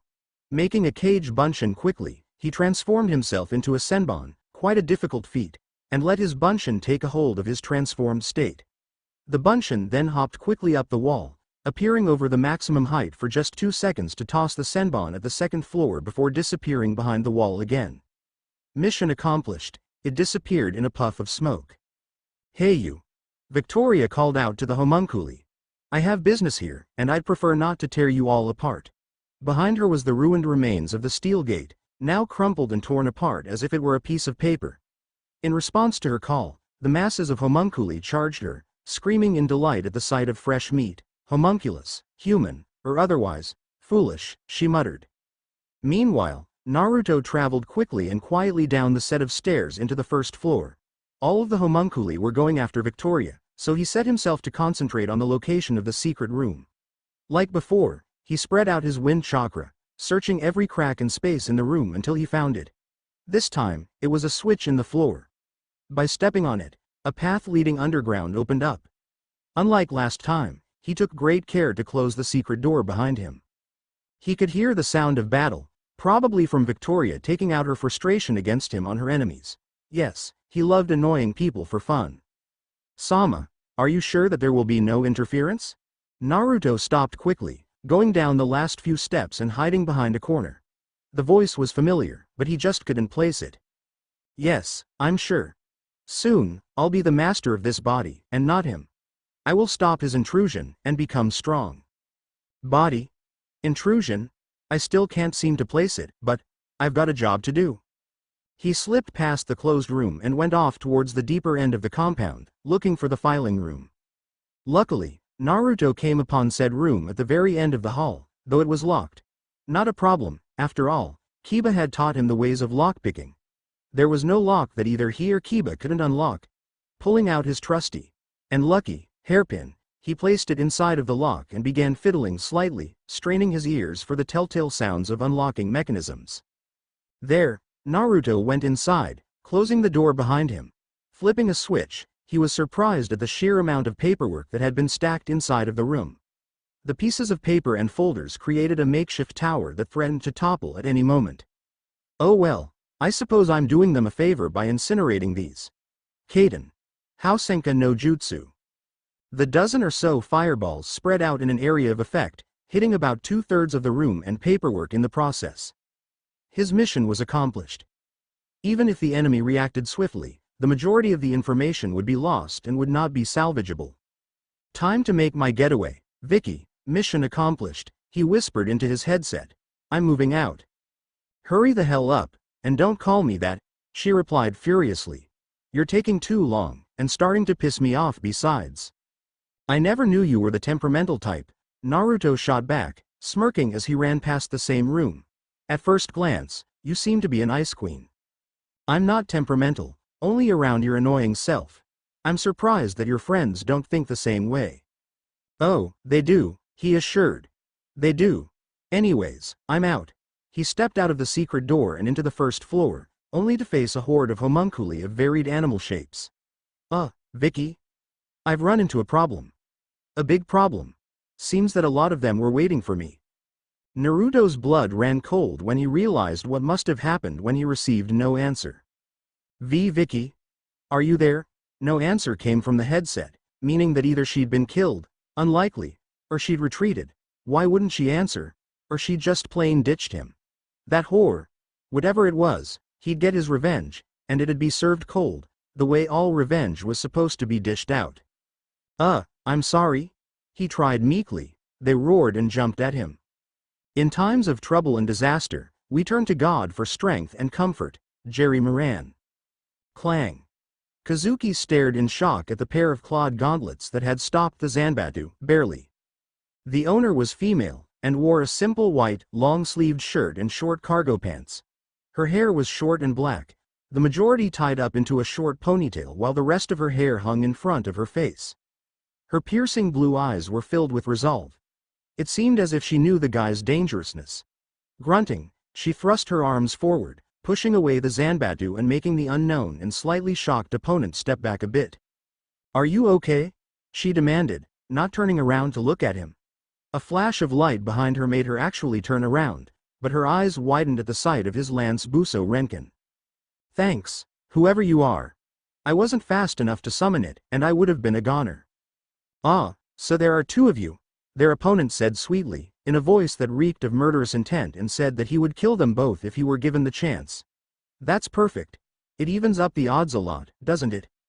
Again, he did the disappearing act, but this time, he wasn't in sight.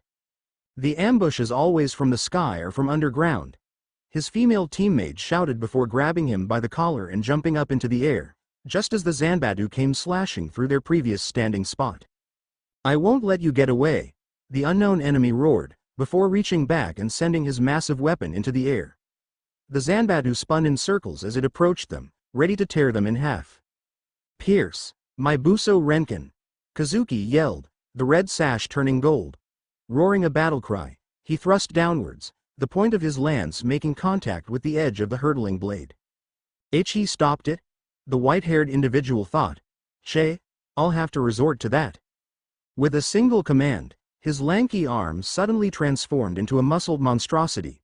Catching the falling Zanbatsu by the hilt, he then leapt off of the ground and into the air above them. With the enhanced muscles to bear at the enemy, the blade came down upon them at 3 times the spot. Both Kazuki and the female used their Buso Renkin simultaneously to block, but the force of the impact was too strong, and it sent them both tumbling into the ground. Pathetic, he spat out as he landed on the floor softly, without so much as a noise to accompany it. I thought that you two would be some fun to play with. Seems like I was wrong. Oh well, he muttered, shrugging, maybe that blue-haired girl will prove more challenging. He raised the Zanbatsu with a single, muscular arm. Pass on to the other world peacefully, and then he swung down with a single motion. A contented mind is the best source for trouble, Titus Maccius Plautus. Naruto ran like hell was chasing him down. Figuratively, it was. The horde of homunculi were hot on his trail, always behind him and never giving him a moment's rest. He'd be damned if he were caught and killed by these things, but there's so many of them. He dodged a snake form's jumping bite, an ape form's crushing fist, and a bear form's gaping maw. At least they weren't all snake forms, or this situation would have been even more hellish.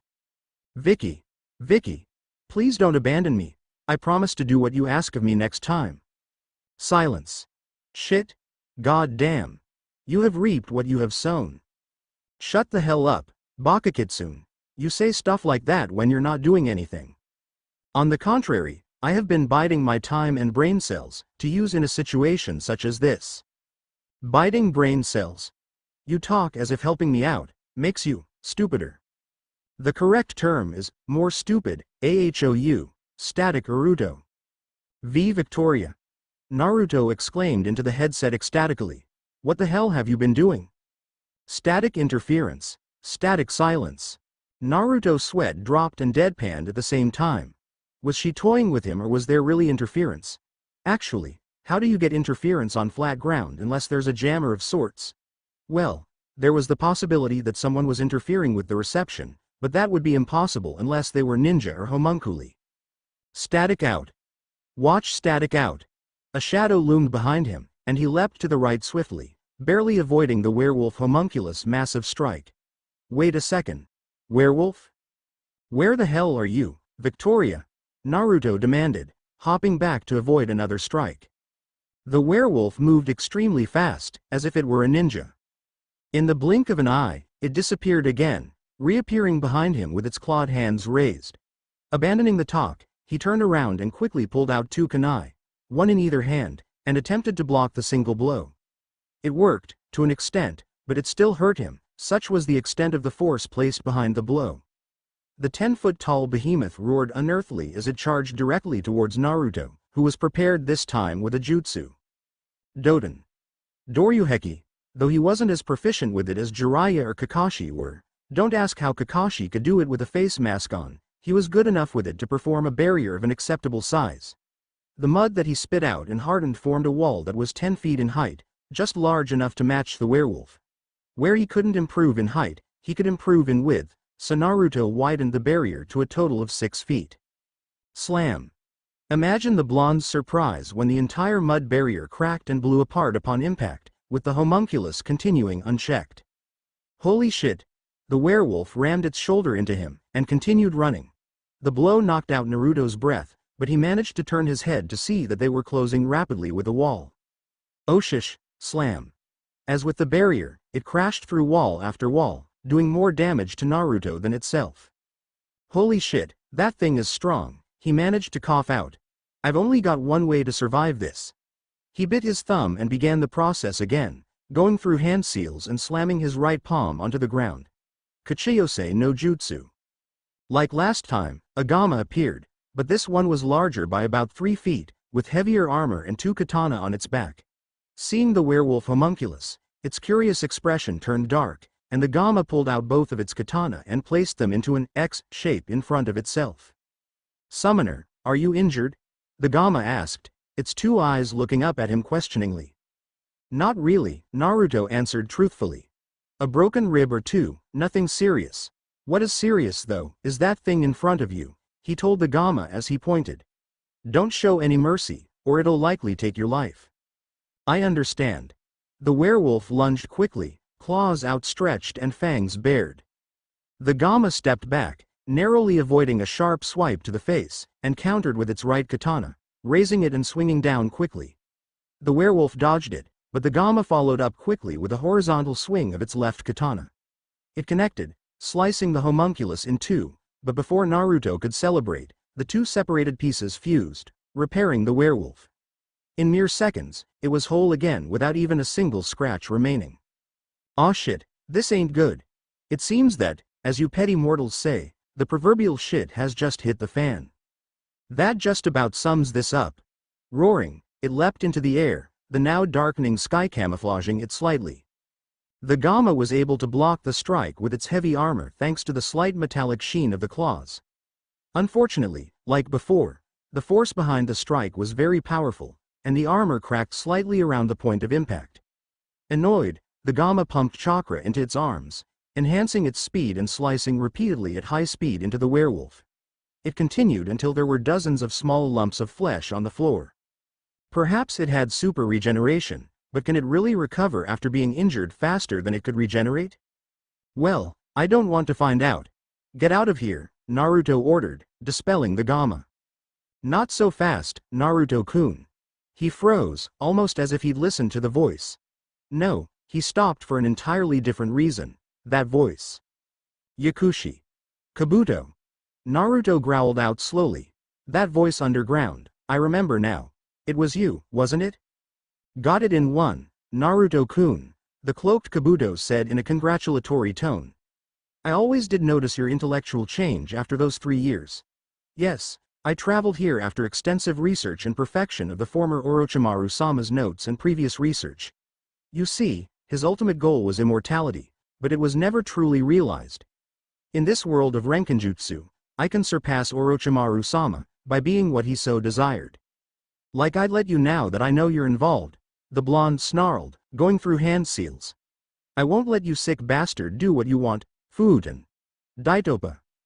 The powerful wind washed over the Auto Nin, sending the hood of the cloak flying off and throwing the target of the jutsu back about a dozen feet. Kabuto's corroded face was revealed, this time an entire half of the face and not just around the eye. The pale white skin and yellow eyes of an Orochimaru trying to take over. Ah, Naruto-kun, so rude, you should at least let me finish. Let you finish what? Victoria asked, appearing behind him. I've taken care of all of your subordinates. There is one other shinobi that I captured and sent into this world, to check whether or not the dimensional portal was stable or not, Kabuto said, shrugging as if not caring. He made it through alive, and so, I made my way in myself.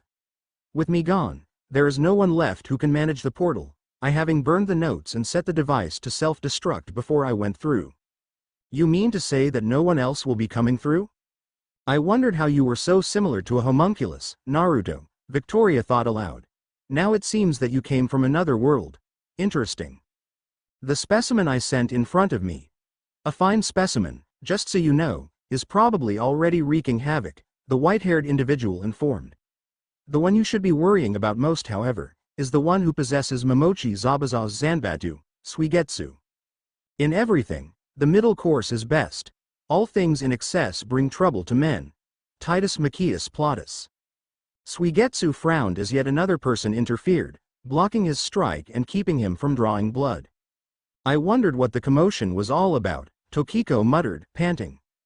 She'd run all the way back, despite the pain, and activated her Buso Renkin just in time to save Kazuki and the other Renkin no Senshi. Tokiko didn't recognize her. Probably a new recruit, but she'd have to question the girl later, after the threat was dealt with. While the large sword would have been a hindrance, the muscular arms kept it going at a fast enough speed to do massive amounts of damage while letting him defend himself appropriately and efficiently. Who are you? The blue-haired girl demanded. Oh, your ability seems better than those R2's, the white-haired male commented. Hey. The name is Suigetsu, pleased to meet you. He bared his sharp teeth in a predatory grin as he raised the Zanbatsu again with his muscular arm and jumped back 5 feet. You managed to block my strike, even though I've been genetically altered to have super strength. Therefore, I must kill you to regain my pride, Suigetsu announced. On another note, I was planning to kill you after I finished those 2 off, anyway. Do me a favor and put up a good, bloody fight until I slice you up into pieces. Over my dead body, she snarled, her eyes becoming heartless. That's exactly how I prefer it, he yelled in return, jumping into the air. I'll crush you. Tokiko jumped forward, dodging his aerial strike. Her 4 blades swung out, aiming for his arms first, but he parried them all with a wide swing of the Zanbatsu. Heaving back, he swung and let go of the large cleaver, sending it flying at Tokiko. She hopped onto the spinning Zanbatsu and hopped off of it again, now charging at the unarmed Suigetsu. The blades of her Valkyrie skirt sliced into him consecutively. Huh. You're better than I thought. His body reformed like water, reshaping itself into his unharmed body. Though I'm sorry about that, but you won't be able to defeat me with such a thing. Pierce. Suigetsu back-flipped, avoiding Kazuki's attack. The brunette's eyes widened when Suigetsu twisted in the air and connected a devastating kick to his head, sending him skidding across the floor. This is no fun, Suigetsu growled. You're all too easy to play with. He caught the gauntlet of the other girl and brought his arm forward and down, slamming her into the ground. See? 3 against 1, but you don't stand a chance. One of Tokiko's blades flashed past his face, creating a shallow scratch and drawing blood. Suigetsu looked at it momentarily, then at the offender with narrowed eyes. His face twisted into a sick grin, his tongue flashing out to lap up the blood that slid down his face. Delicious, but yours will taste better, he hissed, holding out his left hand. I'll cut off your fingers and toes first, and then your limbs, and finally your heads, until I'm satisfied with the amount of blood. I'll create a slaughter out of you three. Tokiko was about to retort when she felt a tingling sensation run through her. Adrenaline. She ducked her head, using her free arms to bring down Kazuki and the other girl with her, just as the Zanbadu that Suigetsu had thrown earlier barreled over their heads, barely missing them. Had they not hit the ground, it would have cleaved them into two pieces at the torso. The large weapon was caught by Suigetsu, falling into his outstretched hand.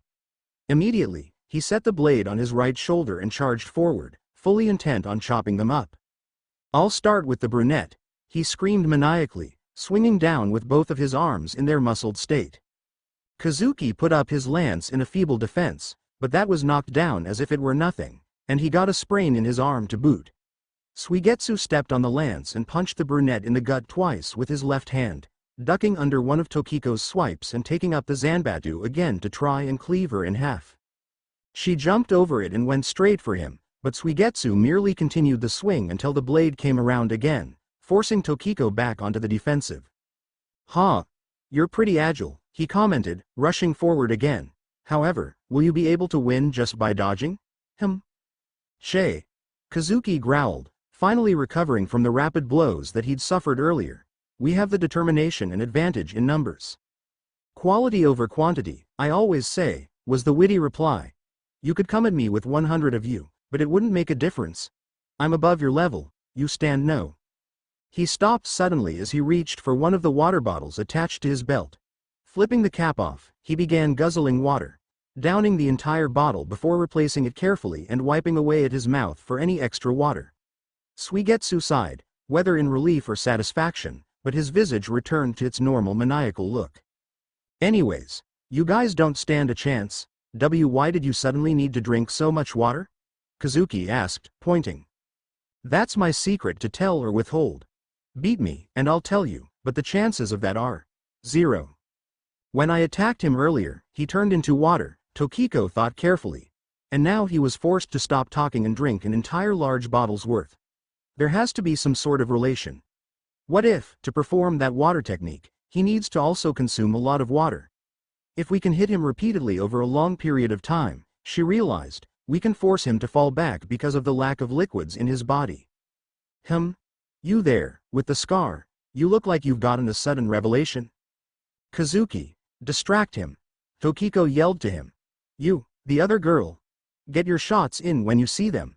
Don't go running in like a headless chicken." "Headless chicken?" she yelled back. "I've never done that in the duration of the fight." "Well, I'm warning you not to do it now, Kazuki, go." "Roger," he yelled, taking up his lance with two hands. "I'll follow your orders, even if it means that I'll die, as long as he's defeated." The red sash began glowing a brilliant gold, far brighter than the previous times that this had happened. The determination in his eyes and his faith in his comrades practically rolled off of him, and the sash seemed to glow even brighter. It was as if the sash fed on his determination, releasing more energy in response to a greater flow of determination. Kazuki brought his lance down into a position where he could charge with it. He then proceeded to wrap the sash around the blade of the lance, amplifying the speed and damage that the direct charge could result in. "Ah, finally you show some strength," Suigetsu said in a satisfied tone. "Let's see what that lance of yours can do. Come." Without a word, Kazuki sprinted forward in a burst of speed that surprised even Suigetsu, though not much. He was a shinobi, and he would never be caught off guard by a mere civilian. Suigetsu nevertheless raised the Zanbadu flat side out, holding the handle in his right hand and reinforcing the flat edge with his left palm. Both arms bulged with muscles and he spread his ground, prepared for any type of force that would impact the sword. "Pierce!"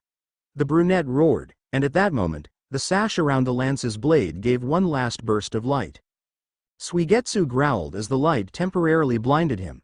In that split second of disorientation, Kazuki's Buso Renkin rammed point first into the flat of the Zanbadu with such force that it began pushing the white-haired sword wielder back at a frightening speed.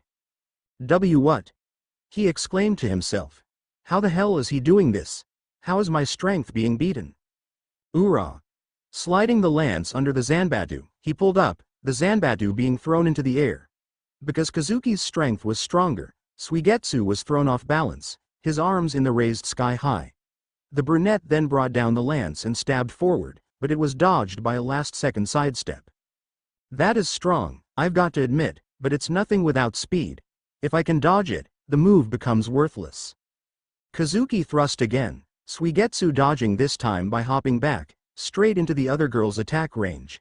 She came down from the sky and slammed her gauntlets into where he'd been only a second earlier, creating a medium-sized crater of about 6 to 7 feet in diameter.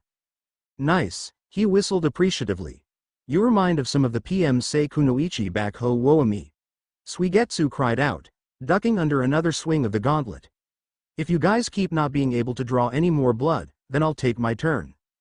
Both the girl and Kazuki appeared on either side of him, charging forward. Suigetsu jumped, causing the two to slam into each other and fall into a crumpled heap onto the floor. He smirked at the sight, but frowned when a shadow fell over him. Before he could swing the heavy zanbadu, genetically enhanced muscles or not, Tokiko had sliced into him. His body turned into water, but she kept slicing. Suigetsu felt his watery eyes widen when he saw the steam. By the time his mass had hit the floor and reformed into his body, Tokiko was already a safe distance away from any retaliation. What the hell was that? He demanded, taking up the zanbadu. Squinting his eyes, he could see the blades of Tokiko's Valkyrie skirt were red hot, having been heated up. Shit, she's trying to evaporate the water. Suigetsu realized. She's a clever one, finding the single weakness within my defense. But that won't be good enough. Sweden. Bakusu Shuha. Trouble shared is trouble halved. Dorothy L. Sayers. S. Suigetsu? Naruto exclaimed, eyes wide with surprise. You sent him here? Why, did I not already say so, Naruto-kun? Kabuto replied mockingly. Your hearing must be off, or maybe this lax world is rubbing off on you. So, what will you do? Will you stay and fight me, to prevent me from reaching my goal? Or will you return to the city, to protect your doomed friends? You mean to tell me that Suigetsu is in Jinsei? Why? Naruto brushed past him as he sprinted towards the gate, not letting the auto nin finish. How rude, Kabuto muttered, his single yellow eye flashing in the darkness. Well, what of you, H? He turned around to see that Victoria had also left without making a single noise. How annoying. Naruto applied chakra to the soles of his sandals and throughout his legs, to improve the travel time to Jinsei. His cloak, brand new but tattered as a result of battle, fluttered behind him as he moved at speeds rivaling that of a car. Trees flashed past him as he continued at top speed, disregarding any fatigue that he might feel when he finally reached his destination. Hang in there, Kazuki, Tokiko. Hey! Victoria called out to him from quite a distance behind him.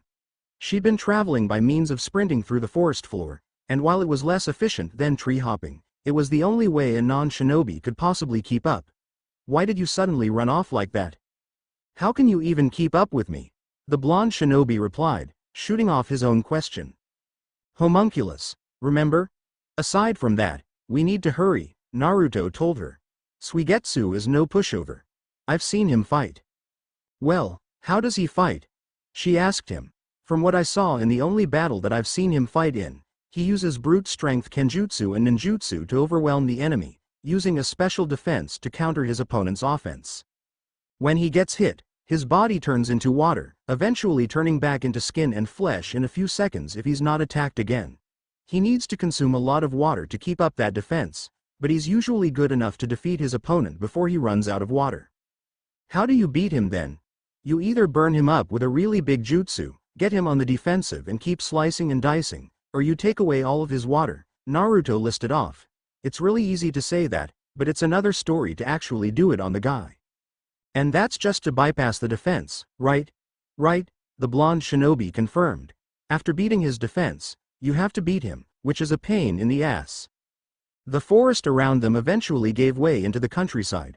Farms and houses became more common as Victoria and Naruto continued running, and when they saw the light cloud of smog in the air, they knew that they were approaching Jinsei. Really, any city would have a thin screen of the car-related smog, but Jinsei was the only city near Kabuto's temporary base. Like Orochimaru, Naruto knew. Kabuto was always on the move, never staying in one place too long lest he be discovered. I normally would have left you by now, but I'm intrigued with this Suigetsu guy, Victoria told him.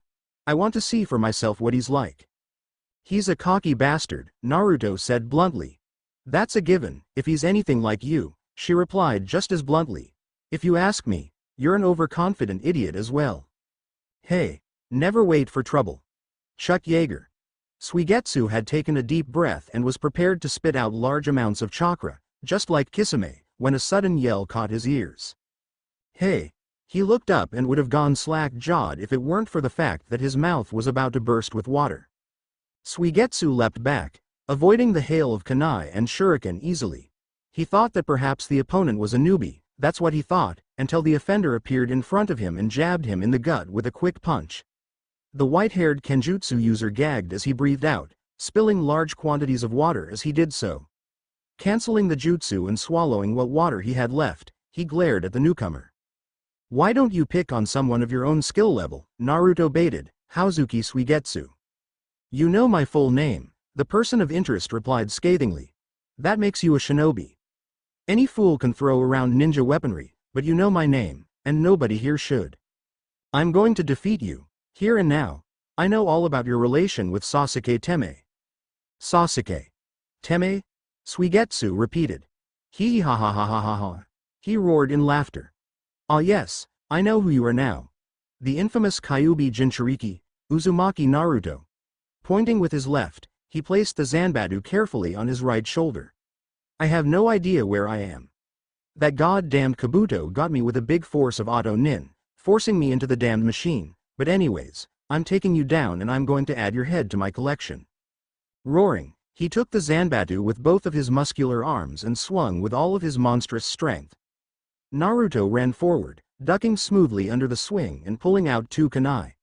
Suigetsu let his right hand leave the handle, swinging his fist clockwise. In response, the blonde shinobi hopped over both the fist and Suigetsu, landing softly on the other side. Naruto quickly lashed out with the kunai in his left, slashing into the water-like body that Suigetsu possessed. In battle, I can make myself feel nothing, the blonde said dully. I can sacrifice my emotions completely to accomplish my objective. Such is the way of shinobi, Suigetsu replied scathingly. You're starting to sound like that Haku wimp. Naruto's posture and stance stiffened, his eyes turning stone cold. Don't you dare insult him, and what if I do? Can you stop me? The blonde Jinchuriki flickered behind the white-haired sword user, his eyes red and slitted. Suigetsu was surprised at the speed and the sight of the eyes, but only for a moment. Unfortunately, that single moment cost him his chance to defend. Naruto roared, his right hand shooting forward to grab his opponent by the neck, attempting to choke the Zanbatsu wielder. Suigetsu attempted to pry off Naruto's arms, but the fiery red chakra that began coating the arms burned his skin at a single touch. Also, if he tried to turn into water right now, the superheated chakra would evaporate everything. Shit, shit, shit. What a crappy time to be placed in. Check, I shouldn't have provoked him like that. I'll kill you, I'll crush your throat, Naruto growled, tightening his grip, pushing Suigetsu against the wall roughly. Hey, Suigetsu chuckled out, amazingly, you really got me good. You're the winner, as long as you kill me, but what about your friends? Suigetsu had managed to perform the Mizu Bunshin no Jutsu, using the water from the failed Suiden Bakusu Shuha, creating Bunshin to surround Tokiko, Kazuki, and the other girl. Each one had their Zanbatsu out, holding them up to show that they could take the lives of their captives at any moment. Seeing this, Naruto's vision began to blur. He was still in a state where he could recognize comrades, but his bloodlust was flowing too heavily for him to be able to decide clearly. Should he kill the one that had insulted Haku and his existence, or should he save his recently made friends and one stranger? Giahahaha. Kill them all, Kyuubi roared. Comrades are useless if they can't fight. Let them all die. But, they're my friends that need protection? That require your constant attention? That are useless? That might be true, but, well, have you decided? Suigetsu questioned with a smirk, though he was beginning to turn blue from lack of oxygen. Go ahead, kill me, but my Bunshin will live long enough to kill your friends. There's two options and one choice, Uzumaki Naruto. No, Naruto whispered, looking down, I won't, come again? I won't sacrifice their lives, he shouted, turning his head back up to reveal sapphire blue eyes. It doesn't matter whether or not I know them or I don't.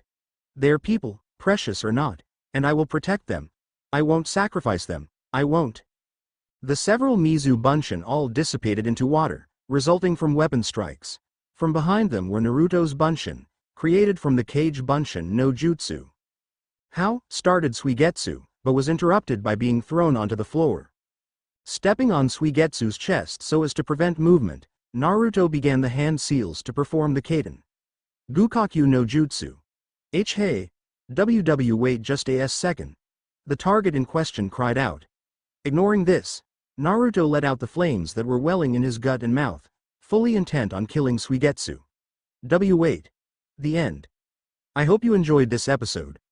Remember to subscribe and like this video. See you in the next part.